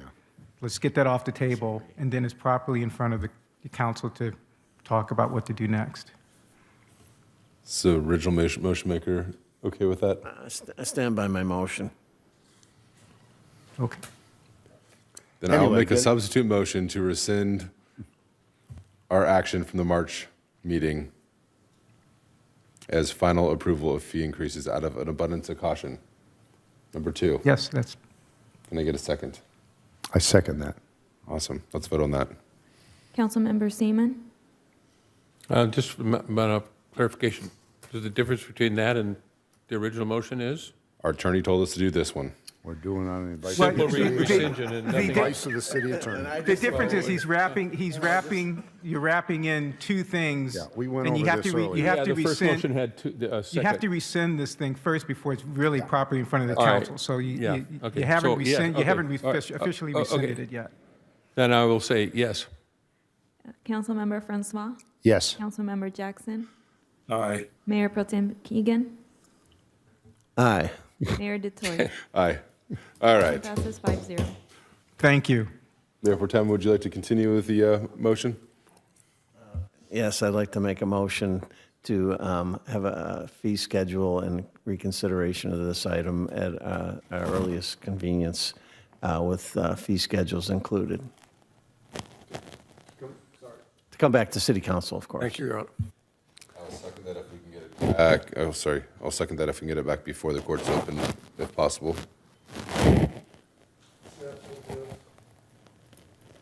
Yes. So, getting back to my question then about when the courts will be open, does it make sense to have the courts open in June and wait 3 months to see how the business is with the current rates before we assess it? I think, Councilmember, that's a great question for your colleagues. That's really a policy decision for you all to make. We will do it if that's what you Right. direct. But then it comes back to the original thing. We're now in late April. If we change these rates, it's going to have to be heard by the council probably twice and then a second reading. So it may not happen in time for the courts when they open anyway. Election season. Is that, I mean, how is your time look on that?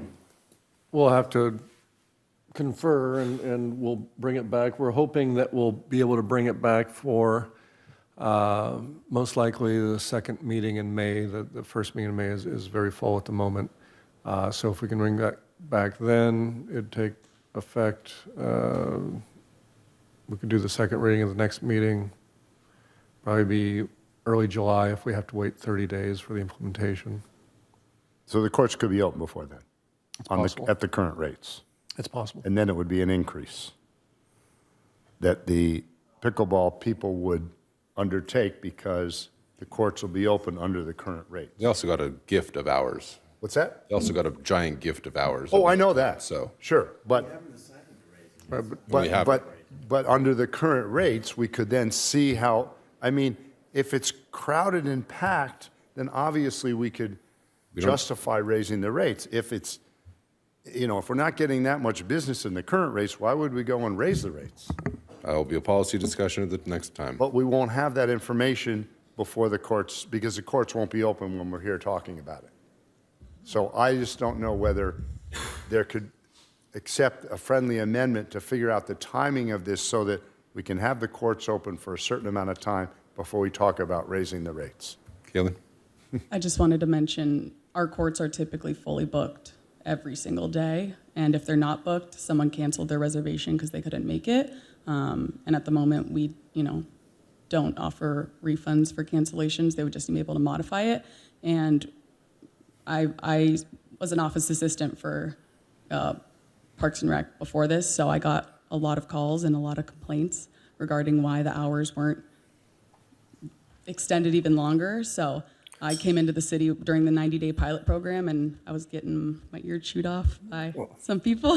So I can. All right, well, we're not going to go there right now. It's really, do you want to bring this back? I mean, we're going to bring it back, obviously, but Madam City Clerk? it's either at We'll your vote on it. soonest, okay. It's just that they were fully booked, but we've now increased the hours and the number of courts. So they were fully booked with 2 courts. All right. With Madam reduced City Clerk? hours. Now we've increased the hours to We will- every day. And we'll talk about it later. So, Councilmember Seaman? Mr. Mayor, if I, just one quick, is there any appetite to have this go to Parks and Rec for consideration and public participation before it comes to us? They can have a very lengthy discussion at their level and make recommendations to us. Considering the last recommendation they made that we didn't follow at all, I don't think they have probably an appetite for that, but I'm in favor of that if you want to make a substitute motion. Yeah, and again, it's, my focus is Motion's on on the community floor. participation, so. make a motion. I would move that the city conducted study, that it be considered by Parks and Rec prior to coming to council for consideration. Is there a second? I will second that. Madam City Clerk, we will vote on the substitute motion first. Councilmember Seaman? No. Councilmember Francois? Yes. Councilmember Jackson? Aye. Mayor Pro Tem Keegan? No. Mayor Detoy? No. Motion fails 3-2 with a yes vote by Councilmember Francois and Councilmember Jackson, sorry. Thank you. Now we'll go back to the original motion of have staff doing a fee study, bring it back to City Council, hopefully before the courts are opened up for the first read. Councilmember Seaman? Yes. Councilmember Francois? Yes. Councilmember Jackson? Aye. Mayor Pro Tem Keegan? Aye. Mayor Detoy? Aye. Motion passes 5-0. Thank you. Thank you. Brandon, before you get up here, I know that we do have a public speaker for the 17C. Could we switch those since they are here, if anyone has any objections? I agree. All right, so if we could get Kaylin up here one more time. I promise this is the last time you'll see me tonight. We can just queue up the presentation whenever the clerks are ready. And just to remind everyone, Kaylin stepped in at the last moment to make these presentations. She's done a great job, and we really appreciate you doing that. Thank you. Thank you. Thank you, Ron. This item is an informational report regarding a potential bid package for the production of the St. Patrick's Day Parade and Fiesta Hermosa. This item was brought forward at the request of Councilmember Seaman with support from Mayor Pro Tem Keegan. Next slide. Historically, both events have been produced by the Hermosa Beach Chamber of Commerce. However, now the Chamber Foundation, a nonprofit, supports the production of the St. Patrick's Day Parade. On January 27, 2026, City Council approved a 1-year agreement with the Chamber and Foundation for its events with up to 2 optional 1-year renewals, subject to council approval. The council also approved funding up to $51,125 for the 2026 St. Patrick's Day Parade, with future funding contingent upon a full post-event financial review. The Chamber will now be providing the financial review at City Council's May 12th meeting. Next slide. Developing a bid package, also known as a request for proposals, would be a multi-step process taking several months and would include preparation of the RFP, public advertisement, proposal review and interviews, contract negotiation, final City Council approval. And the RFP would need to clearly define scope of services, including full event production and responsibilities, compliance with city policies and public safety requirements, financial expectations and risk assumptions, community benefit expectations, and evaluation criteria and performance standards. Next slide. Fiesta Hermosa is a large-scale, multi-day street festival and a long-standing community tradition that serves as an economic driver for local businesses. It operates under a revenue-generating model through vendor fees and sponsorships, which support chamber programming. Next slide. The St. Patrick's Day Parade differs significantly in that it is primarily a community-focused event and not revenue-generating. The 2025 revenues were approximately $40,000. The 2025 expenditures were approximately $58,000, resulting in a deficit of nearly $18,000. Even with city support and cost waivers, the event has not been financially sustainable without additional funding. As a result, the city assumed costs related to public safety for the 2026 event. Next slide. This is an informational item, and staff recommends that City Council receive and file the report. However, should Council wish to explore next steps now or in the future, staff proposes options for consideration. Maintaining the current structure for Fiesta Hermosa, conducting a full financial review of the 2026 St. Patrick's Day Parade, then evaluate long-term production options, including a potential RFP following that review. If Council chooses to pursue an RFP, a few items to note include financial responsibility, whether a future event producer would be required to absorb full costs, including public safety and insurance, community character, whether a new producer may change the historic identity or feel of these events, operational transitions, the level of staff support needed to onboard and coordinate with new producer. This does conclude my verbal, and I'm available for any questions you may have. Thank you much. Is there questions from staff? I have some questions, but I'd rather have the two council members that brought this up information to chime in first with the questions that they have regarding this. If it's okay. I'll address it. The reason I wanted to talk about bringing in a third party is because sort of prior 2 years, we've had to bail out the chamber, and therefore I was interested in maybe replacing them because maybe they weren't even viable enough to even run any events, whether it's the Fiesta or this, because they seem to be a little in disarray. So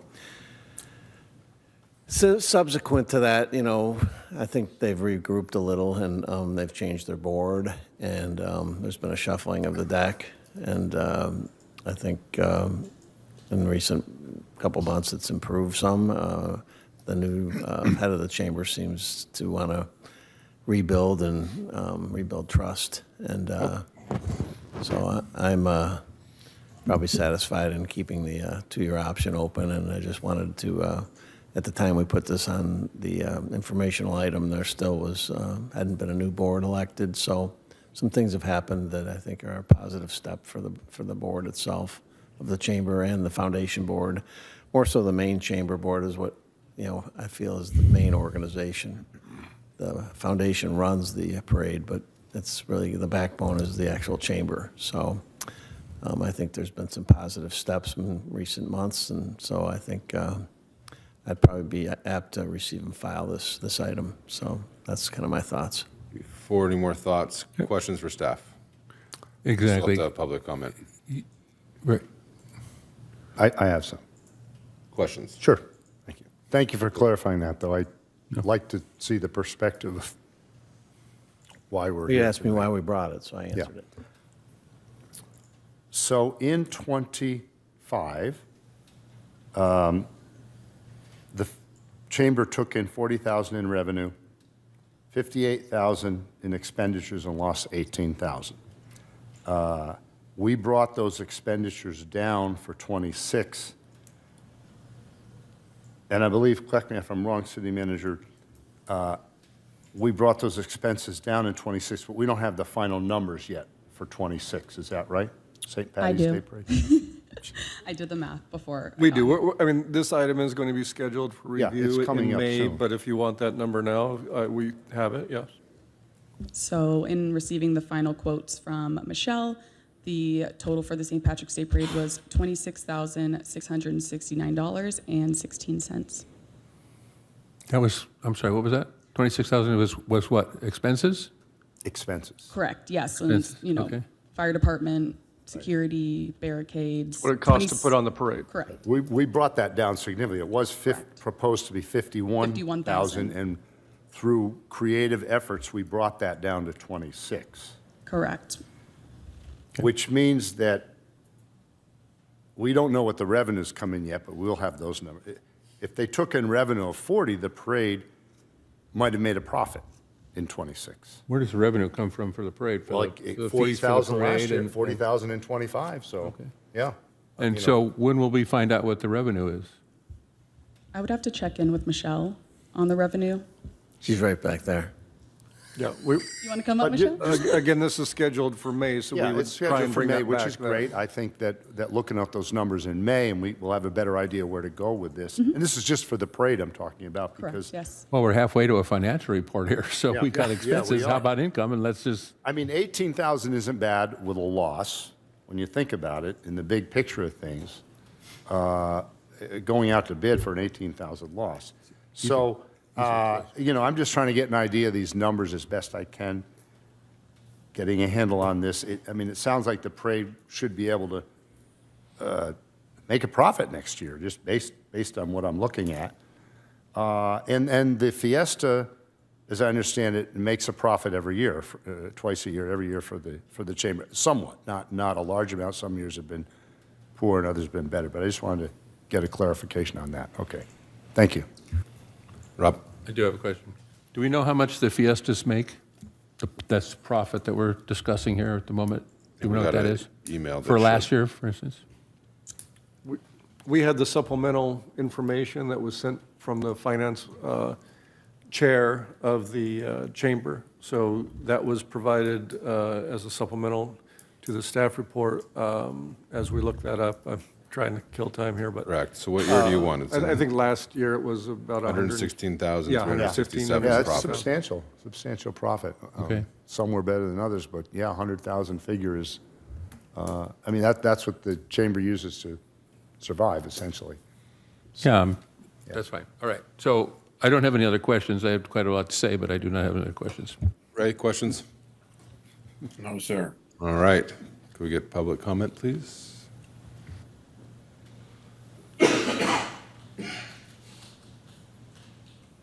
First, we have Michelle C.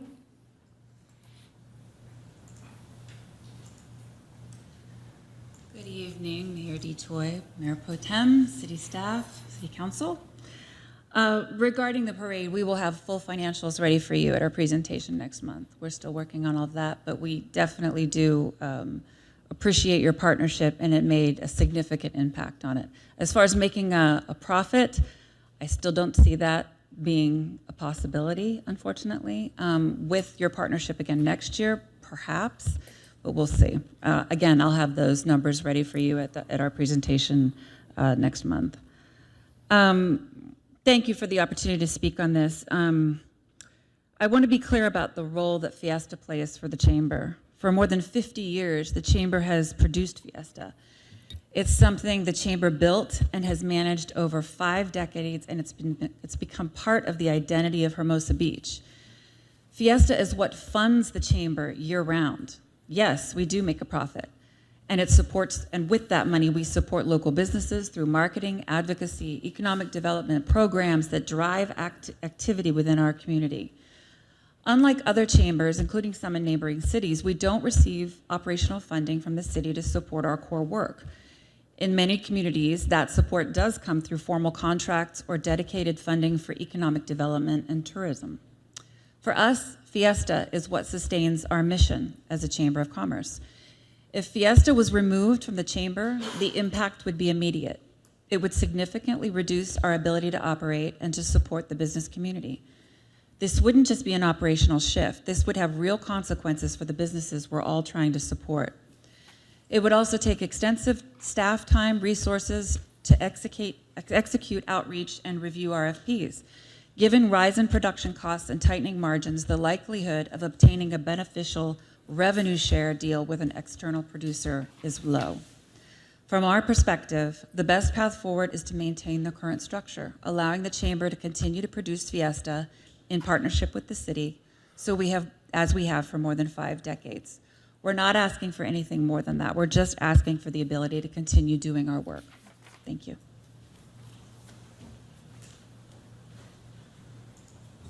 Next, we have Alan. Something noticeably absent from Michelle's speech there was an emphatic desire to continue the St. Patrick's Day parade. And there seems to be this unspoken hands around their neck that the council and the city seems to have, that you only get Fiesta Hermosa in your money-making machine if you produce this shitty money loss event that we get to drag you in here every year, make you grovel to the city, explaining why it is that we should allow you to do Fiesta Hermosa. That has been their event for 54 years, I just looked up.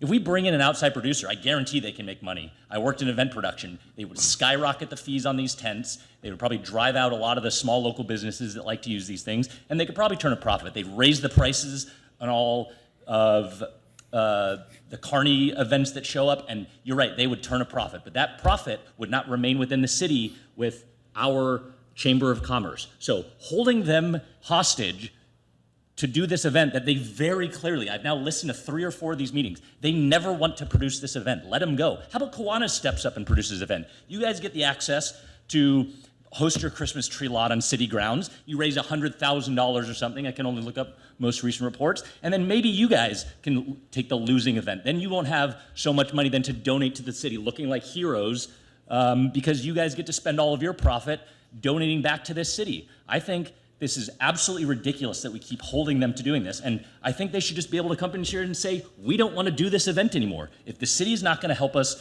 produce this event, and the city's going to make us come up here year after year and beg for this money, then we simply will not put on this parade. And it shouldn't be an obligation of theirs to put on this parade. It's nice that they do it. I think it's a nice resource for the city. My little boy still talks about it because he had so much fun at it.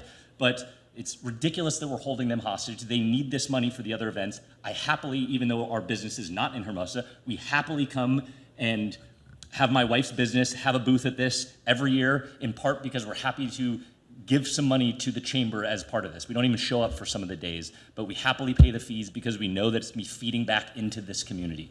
So I would love to hear your position, former Mayor Rob Seaman. Why is it that you would not want to host the St. Patrick's Day Parade as part of the Kiwanis? I bet the answer is obvious, because you don't want to be hosting a losing event.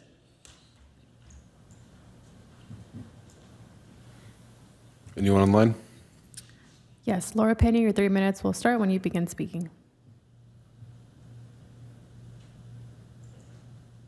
Hi, yes, Laura Pena, Mayor, council member, staff. I would urge you to separate these 2 events in both your analysis and your policy response. Fiesta and the St. Patrick's Day Parade are 2 different things. Fiesta is not just an event. It's one of our signature economic platforms, as Michelle stated. It brings people in the town, gives businesses visibility, it reinforces the community identity, and it helps generate the revenue that supports the chamber work, tied to business promotion and advocacy. The St. Patrick's Day Parade is also equally important, but for a different reason. It's a community tradition, it's civic, it's cultural. And based on what I understand, it has a different financial reality. Some of our businesses actually close on St. Patrick's Day because it interferes with our ability to get our employees in and out. The 5 a.m. closure is really, really hard for upper tier businesses. but I don't want to dwell into too much about that. This is why the real question for me is, how do we create a model that protects the community character, improves accountability, and strengthens the economic support systems at the same time? I think we need the best path forward is a phased approach. Let's keep Fiesta Hermosa under a modernized city chamber partnership with strong reporting, measurable standards, clear expectations around what the business benefit is and the public value. Then we can evaluate St. Patrick's Day Parade separately after the accounting review and determine long-term funding or operating models. This could be a win-win. The city gets more transparency, performance standards, and accountability. The chamber gets the opportunity to evolve because, frankly, it probably does need to evolve, and it is evolving from an organization that has been heavily dependent on events into a stronger marketing, events, and advocacy organization for its members, our city, and especially our businesses. And the community benefits from preserving local stewardship rather than risking a model where some outside producer may understand the logistics, but they don't understand us.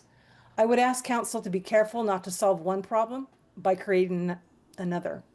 If Fiesta revenue helps fund business promotion and advocacy, then any change to that structure should come with a transition strategy, not a procurement process.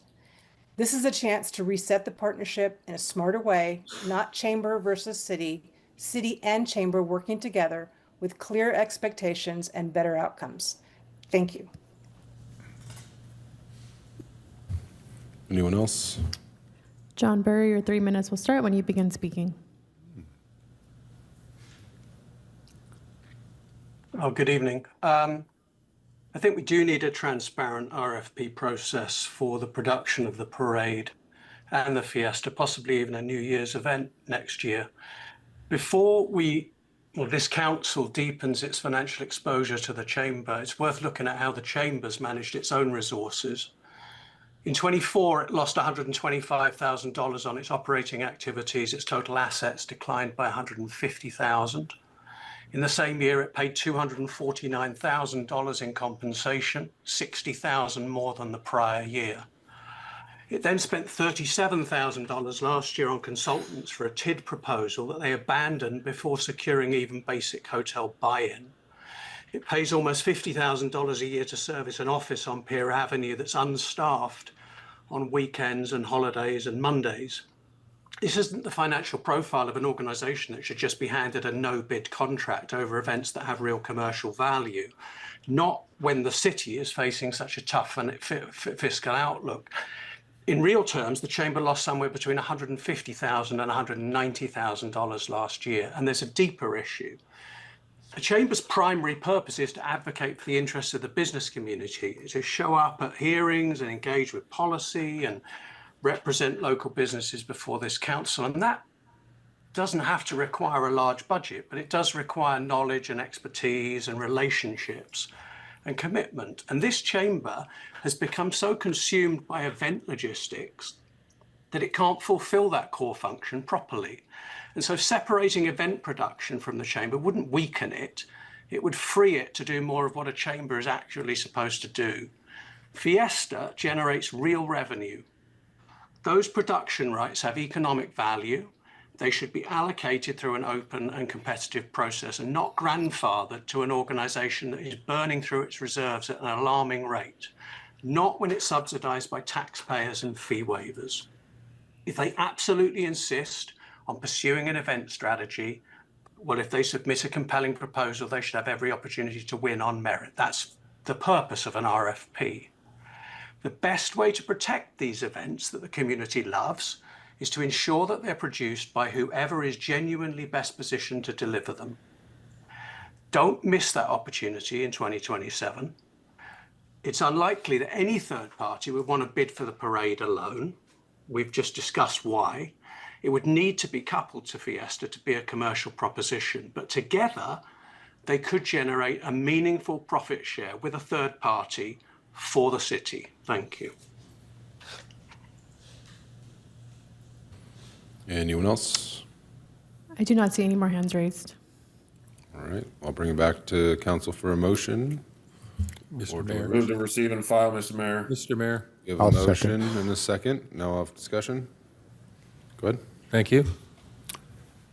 The reason I brought this up in the first place was not to take this event away, or any event away from the chamber. But it seems to me that in everything, competition is a good thing. Competition brings new ideas. Competition brings efficiency.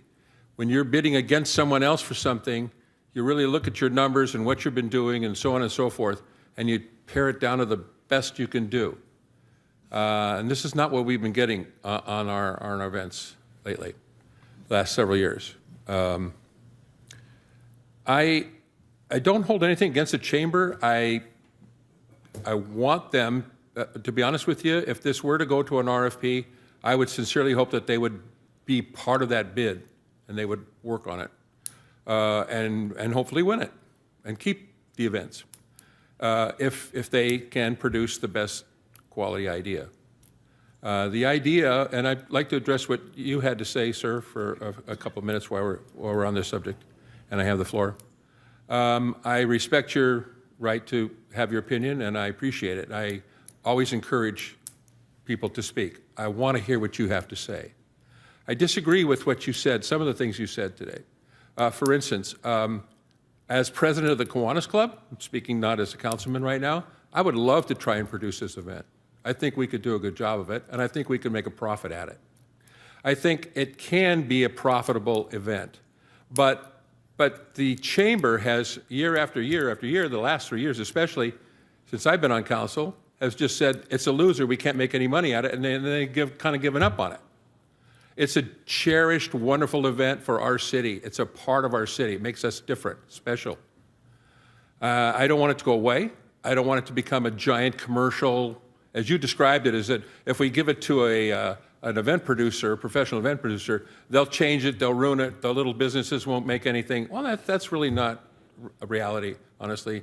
It could be that way, of course, but it could not be that way. Another event producer could make this into a profitable thing, simply because there may be new ideas, new ways of doing it, and have the same wonderful event, only actually have it turn a profit. And so that's why I would like to see at the very least, the St. Patrick's Day Parade go out on an RFP. And let's listen to what some other people have to say. There are professional event producers out there in the world who have their own barricades. They don't have to go borrow them or rent them or worry about what they cost. They've got more than enough to produce this, and they just go to their warehouse, pick them up, and bring them out here. They produce events like this all over the country for a number of different places, and they can produce it here too. And they can tailor it to our small little town. It can still be the same great event, and it can still make money. And I sincerely believe that. Honestly, this thread of our budget and our deficits and so on and so forth that has been on the subject of council meetings the last few weeks. It's real and it's there, and we need to do something about it. These events, if they make money or they don't make money, I think that whoever produces them, whoever produces the other two should produce this one too. And here's why.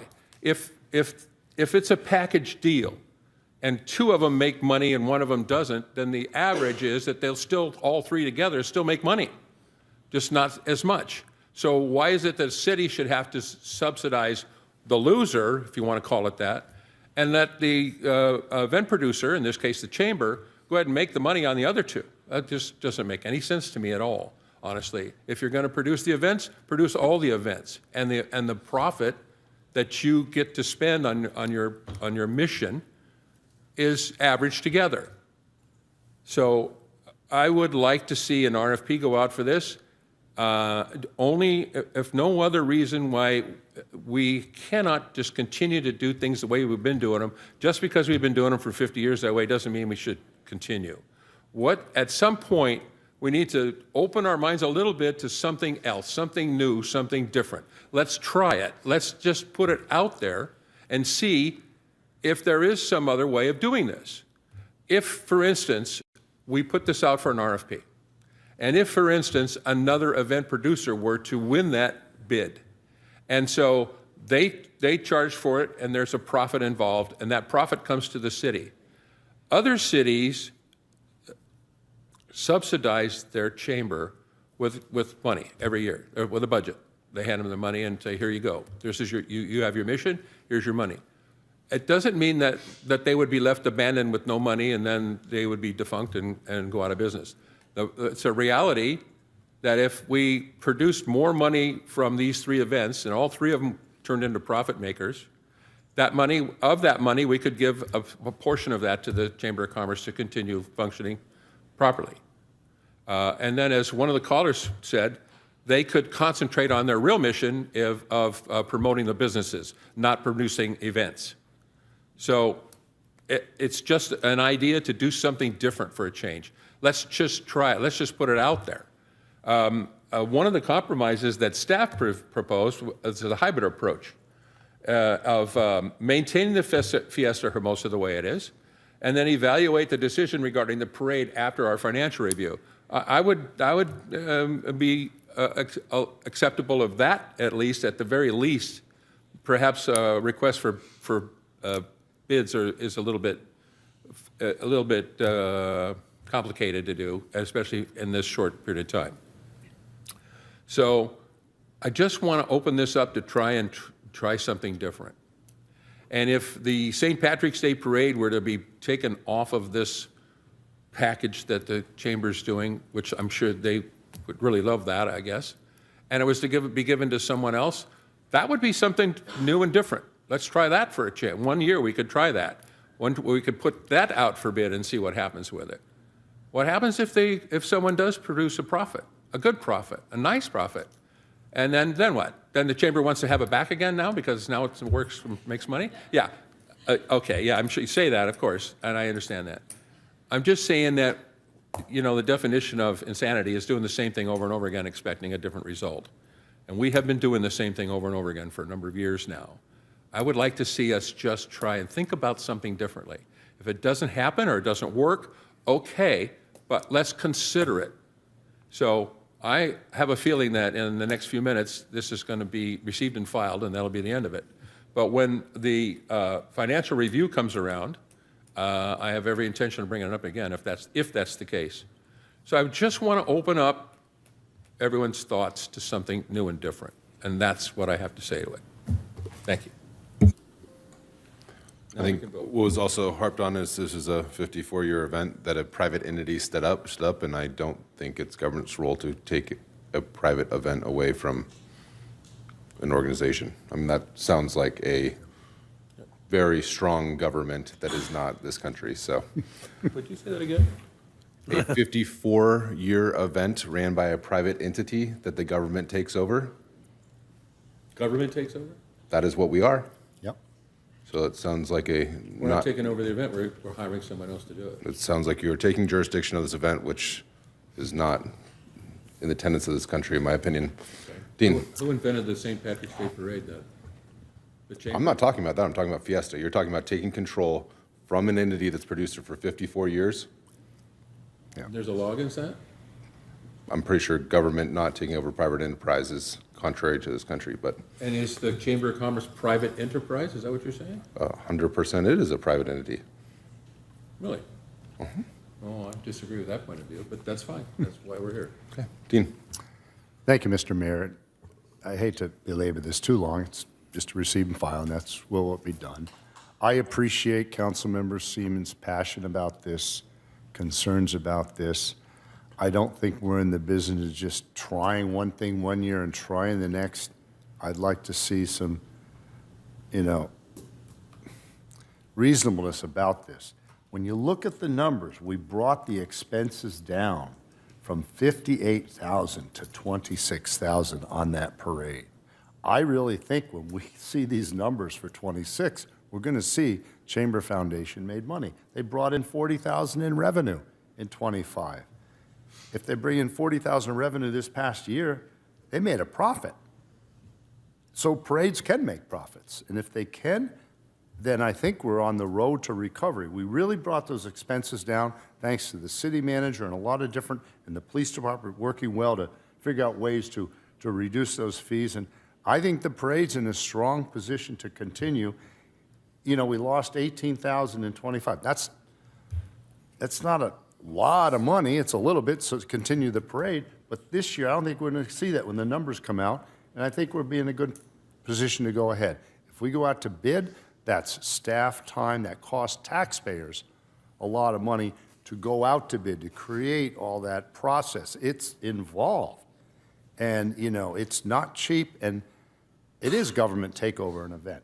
So, but we can always look at it again. When we see those 26 numbers, we can take a look at it, and it's always open to creating a new agenda item in the future.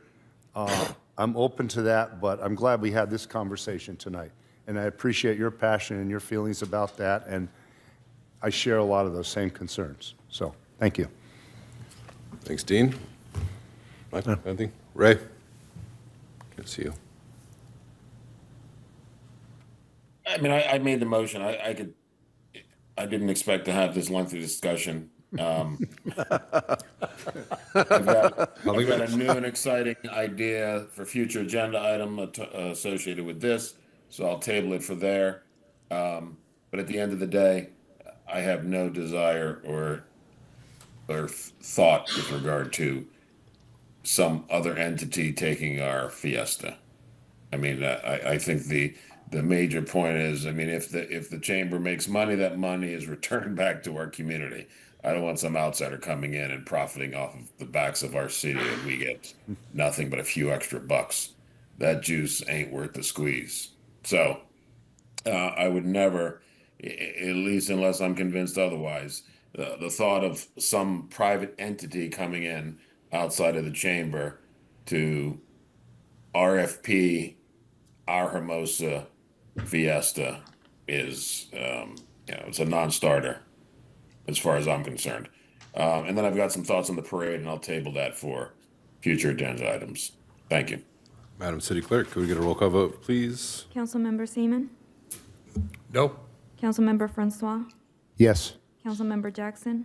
Aye. Mayor Pro Tem Keegan? Aye. Mayor Detoy? Aye. Motion passes 4-1 with a no vote by Councilmember Seaman. Thank you. Well, Brandon up here for the parking and lieu fee report.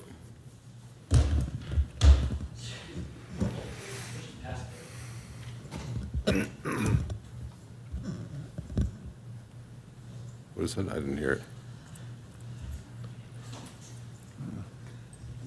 Let's wait for the report to queue up. 1 second. All right. Good evening, Mayor and City Council. This item, its purpose is to give a brief background on our parking in lieu fee program, some of the constraints we've seen at the staff level, and some of the mitigating strategies and options that staff were contemplating when looking to spend down this pot of money. So a quick update, what is the parking in lieu fee? Essentially, it's a way for developers to meet their parking requirements for new development that satisfies or places in lieu instead of building a new parking spot, paying a one-time fee that essentially is the market value for that spot.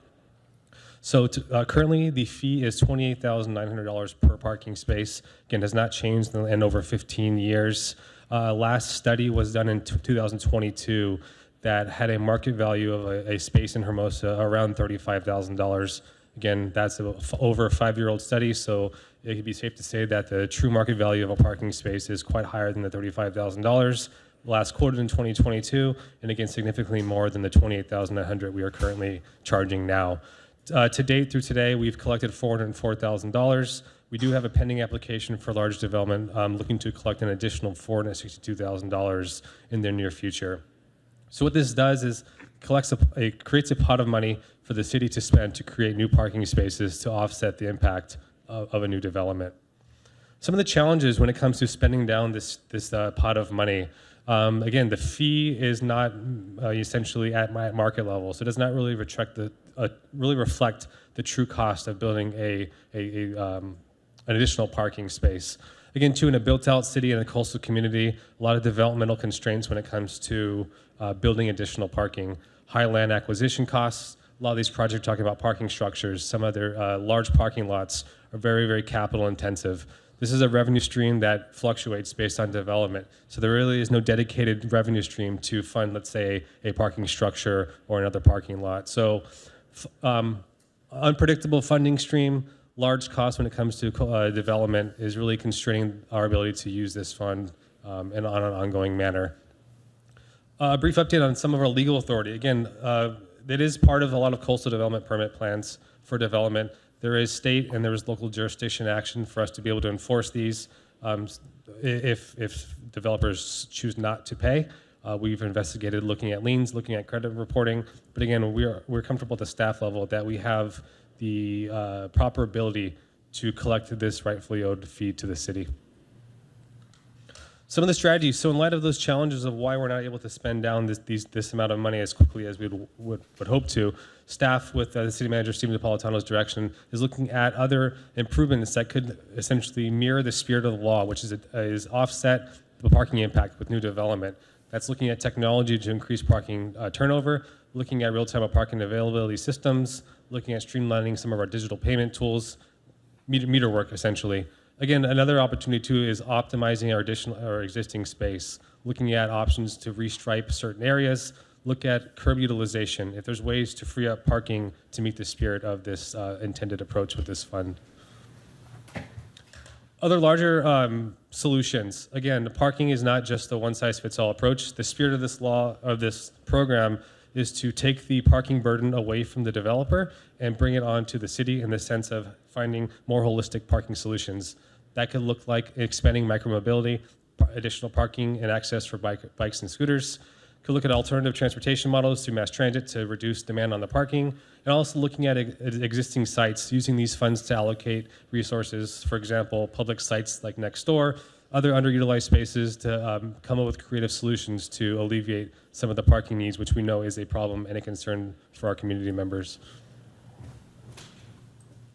So in conclusion, this was just to give a quick update of where the fund stands as it exists, some key takeaways for council and the community. The current fee has not been updated in quite some time, so at the staff level, it does not really reflect the true market cost of what an additional parking space would cost to build. The city does have strong enforcement authority to actually collect the fees that are due. Again, there are near-term improvements that staff is working with, and we will program and implement in future budgets when it comes to spending this money down. But again, more cohesive long-term planning is needed if we were to use these funds for high-impact projects to either build structures, create additional parking for our community, or anything that requires large capital upfront costs. So with that, I conclude my brief presentation and happy to answer any questions.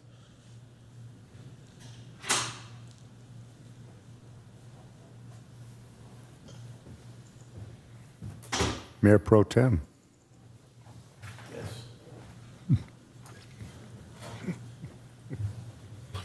Questions? That's where we were a minute ago. All right. Ray? None, sir. Thank you. How did we get $500,000 of unpaid lieu fees? One large development project. Wow. All right. Public comment? I don't have any virtual hands. Anyone in chambers? All right, we'll close public comment. My only thoughts, I know this is a receive and file, but I would love to see the dollar per square foot, the actual in lieu fee get updated. I don't know if that's part of the fee study at all, or is that separate? It would be separate. I think bringing it up, I know it was revisited a few years ago. The number was, but it wasn't ever adjusted. That's correct. So adding that to the docket of things is bringing that up to speed and then aggressively figuring out what we need to do to get the in lieu fees that we've missed into the fund. We're working on that. But other than that, I have no other thoughts. Mr. Mayor, I agree with everything you just said. Both, we should update the fee, and especially here in Hermosa, parking is critical here. And we should be at least at the market rate, along with everyone else. And also aggressively look toward collecting the fees that are missing. And I did have one quick question. It says the fees are collected incrementally. What does that mean? It means the cash flow, the idea that essentially it's dependent on development. So that the incremental part, we charge and collect, that's the intent. What I mean by incremental is that it's all dependent on development, meaning that this isn't a steady revenue stream that we're banking on. If you looked at one of the attachments, there'll be years in between when we're collecting the fee. So it's incrementally flowed through our finances. Right, so when you say incrementally, to me, it sounds like a project comes before the city, it gets approved, you're missing some spaces, you're willing to pay the in lieu fee, you pay them all at once right then when you do your project, you don't pay them incrementally over a number of years. It can be depending on the development activity, but the intent is it's a charged fee based on when it goes to planning commission for review. The ideal situation, the developer sees the bill, they pay the bill, and then we're good to go. Yeah, they're supposed to pay before they get the certificate of occupancy. Right.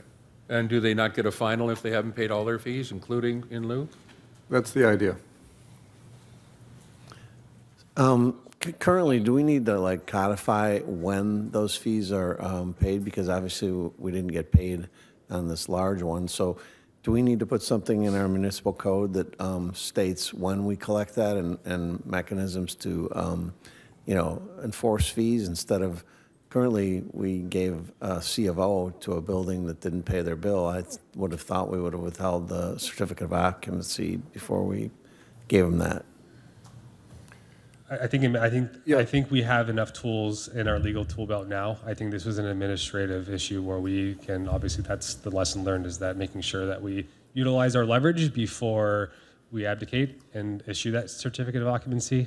I think that was the lesson learned, is that we should have done that. It should have been collected before the certificate of occupancy was issued.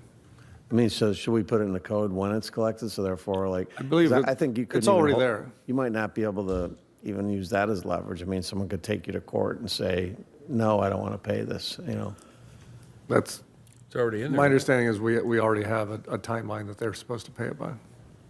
Okay. And that's What year did that happen, by the way? 2022 or 3, I believe. I don't know the exact date. It was pretty recent. For 37 spots? Because you divide 460 Yes. whatever Yes. by 12.5. It was one development. Is this building currently occupied? I believe it is. There are some, it is the, what do they call it, the office condos.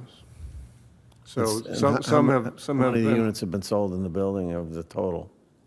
Our understanding, I don't know if any have been sold. Our understanding is that some been have leased. been leased because they were not able to sell. They're not able, they never are. That's a terrible product. We're following up. So can we withhold the building permit for building out new suites? I would rather not say here in this forum Okay. what our legal recourse might be to Okay. give Just anyone wanted an to know. indication of what it might be. All right, I'll table that for a later discussion. All right. Is there a motion to receive and file? I'll make a motion to receive and file. Second. All right. Any other conversation, dual discussion? No, All right, Madam City Clerk? we need public comment on that? Already did. All right. Councilmember Seaman? Yes. Councilmember Francois? Yes. Councilmember Jackson? Aye. Mayor Pro Tem Keegan? Aye. Mayor Detoi? Aye. Motion passes 5-0. Thank you. I believe that is all the agenda items. I know we hopped around, so. Tentative future agenda items. Anyone have any items they wish to add? Ray, I heard you asking for one. Sure, Mr. Mayor, thank you. And in the spirit of doing something different, and this was sparked in part based on our previous discussion on the St. Patrick's Day Parade and possibly a beer garden.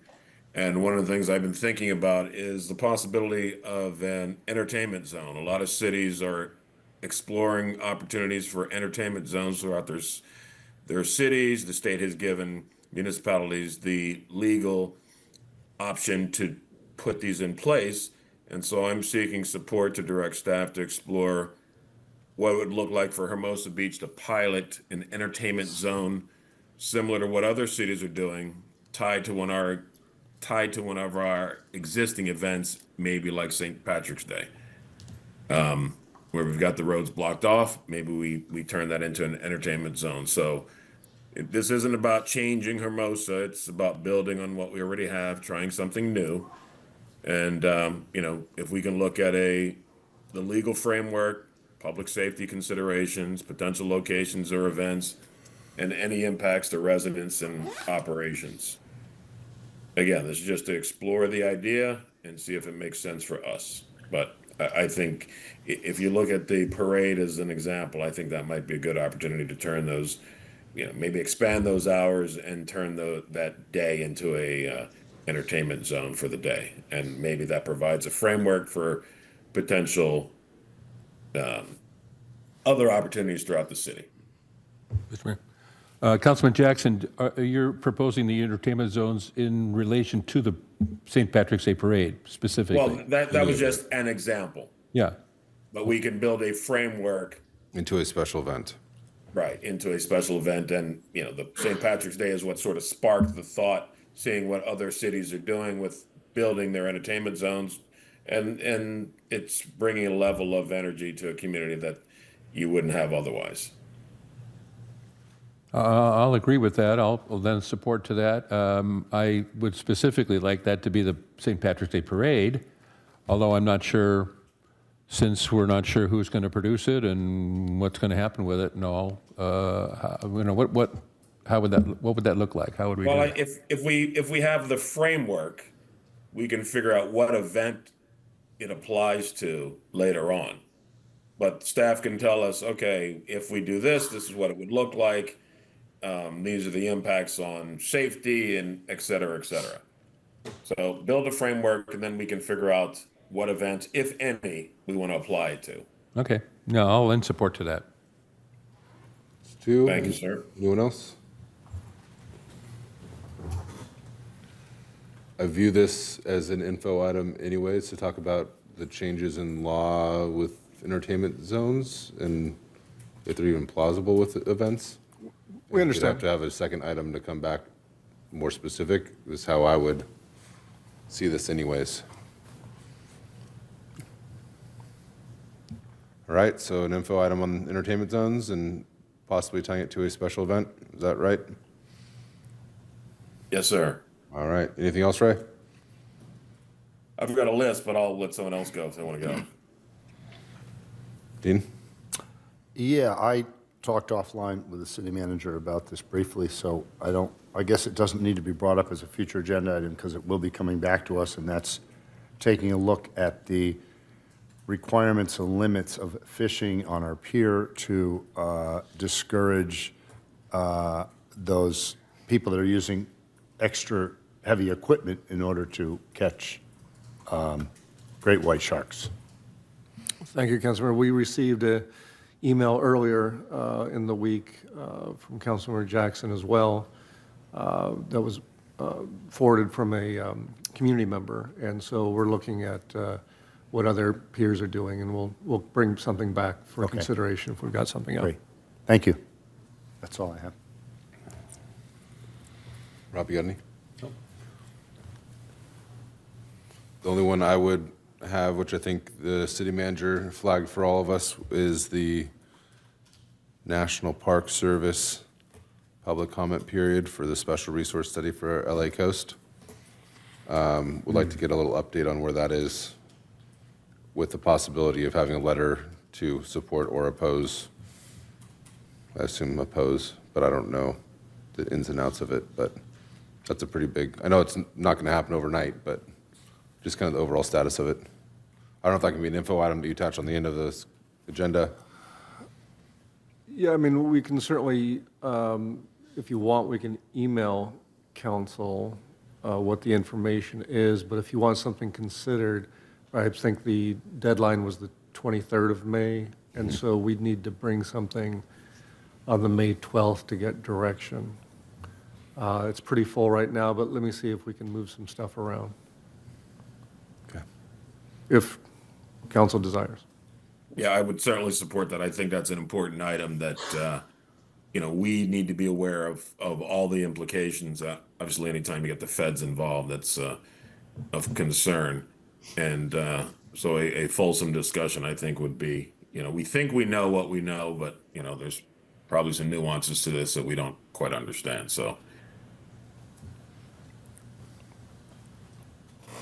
So just to clarify, which meeting? The May 12th, our council meeting, yeah? Yeah. So the May 12th meeting, it would come back.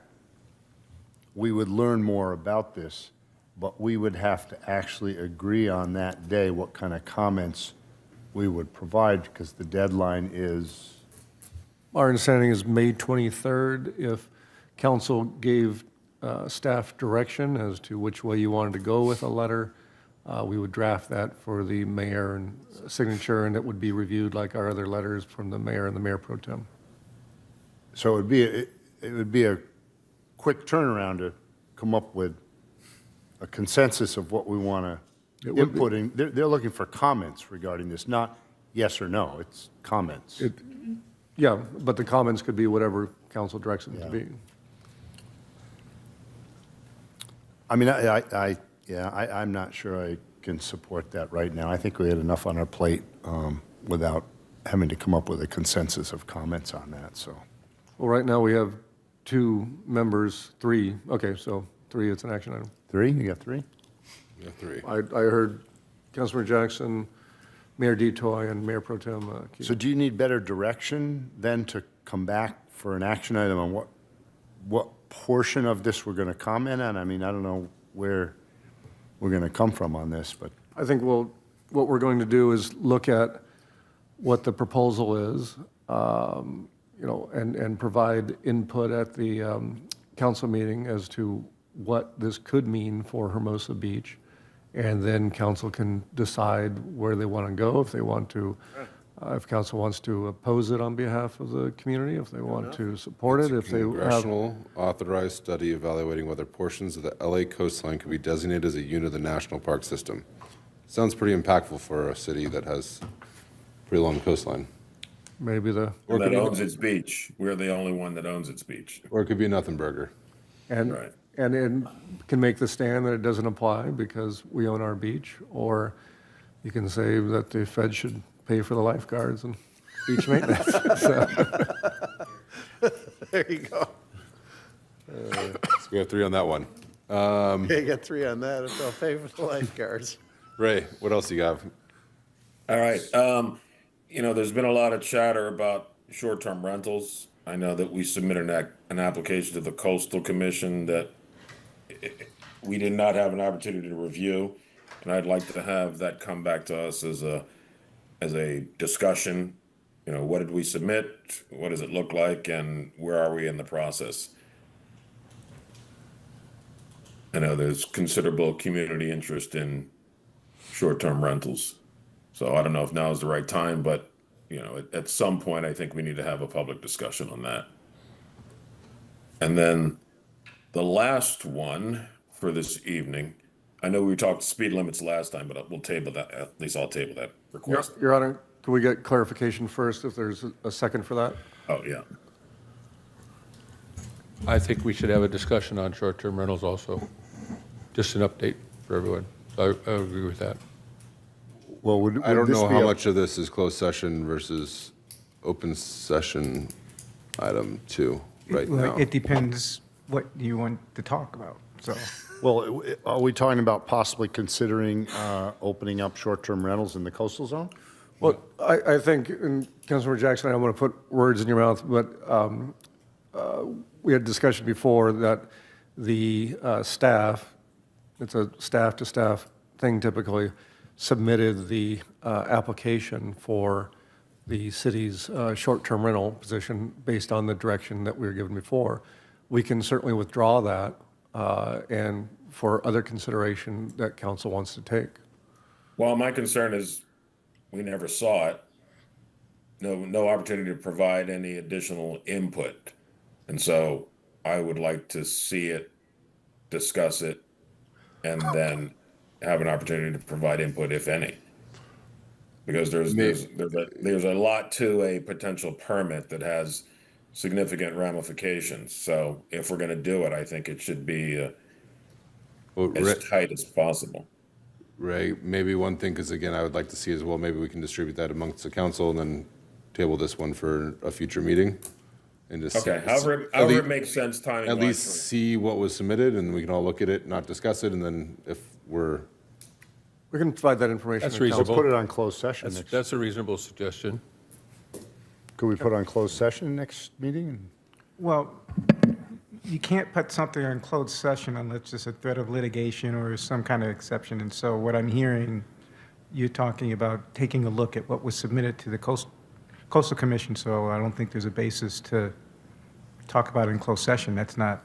No, but we could circulate it among the council. let's all read it individually, and, you know, if there's. Then decide if from there's there. 2 or 3 next meeting, Yeah. then there'll be 2 or 3 next meeting that want to, Yeah, we need to read the information. yeah. Yeah, okay.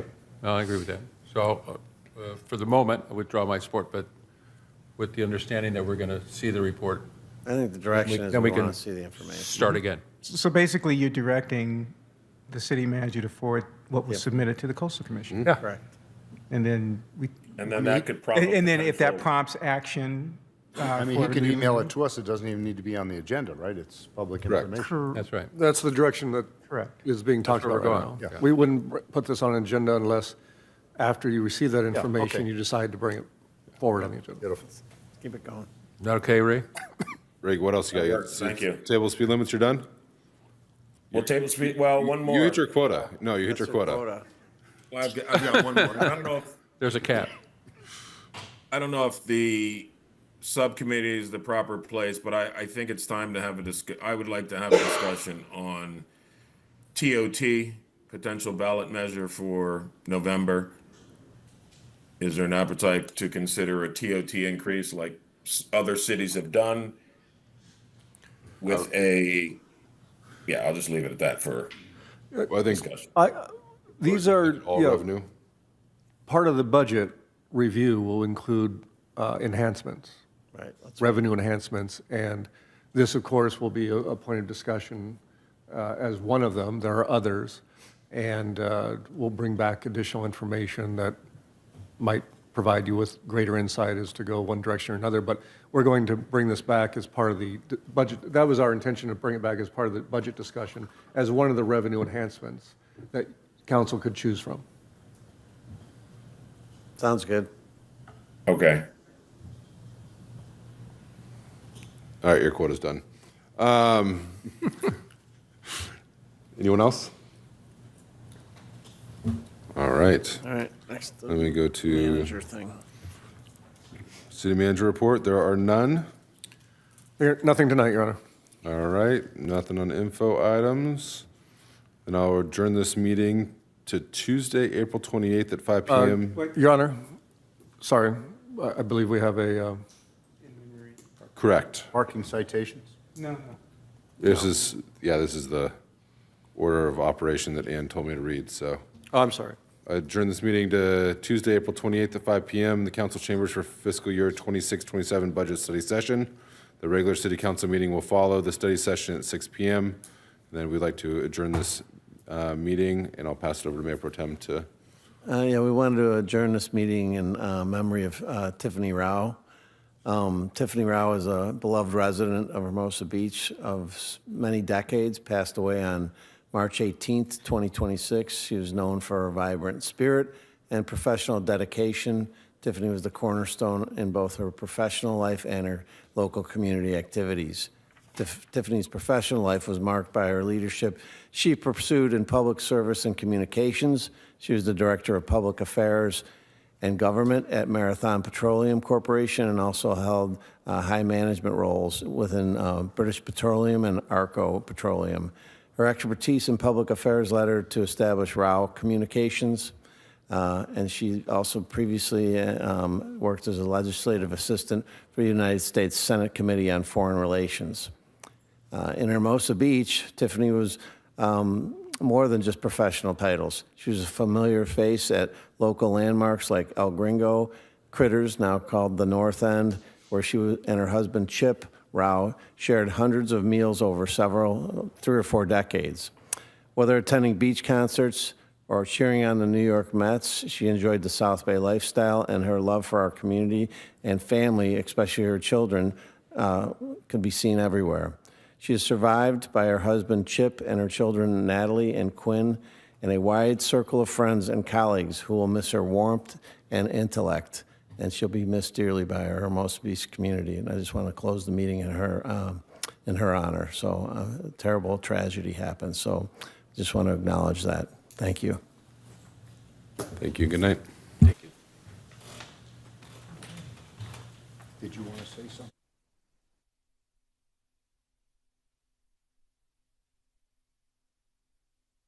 3 or 4 decades. Whether attending beach concerts or cheering on the New York Mets, she enjoyed the South Bay lifestyle, and her love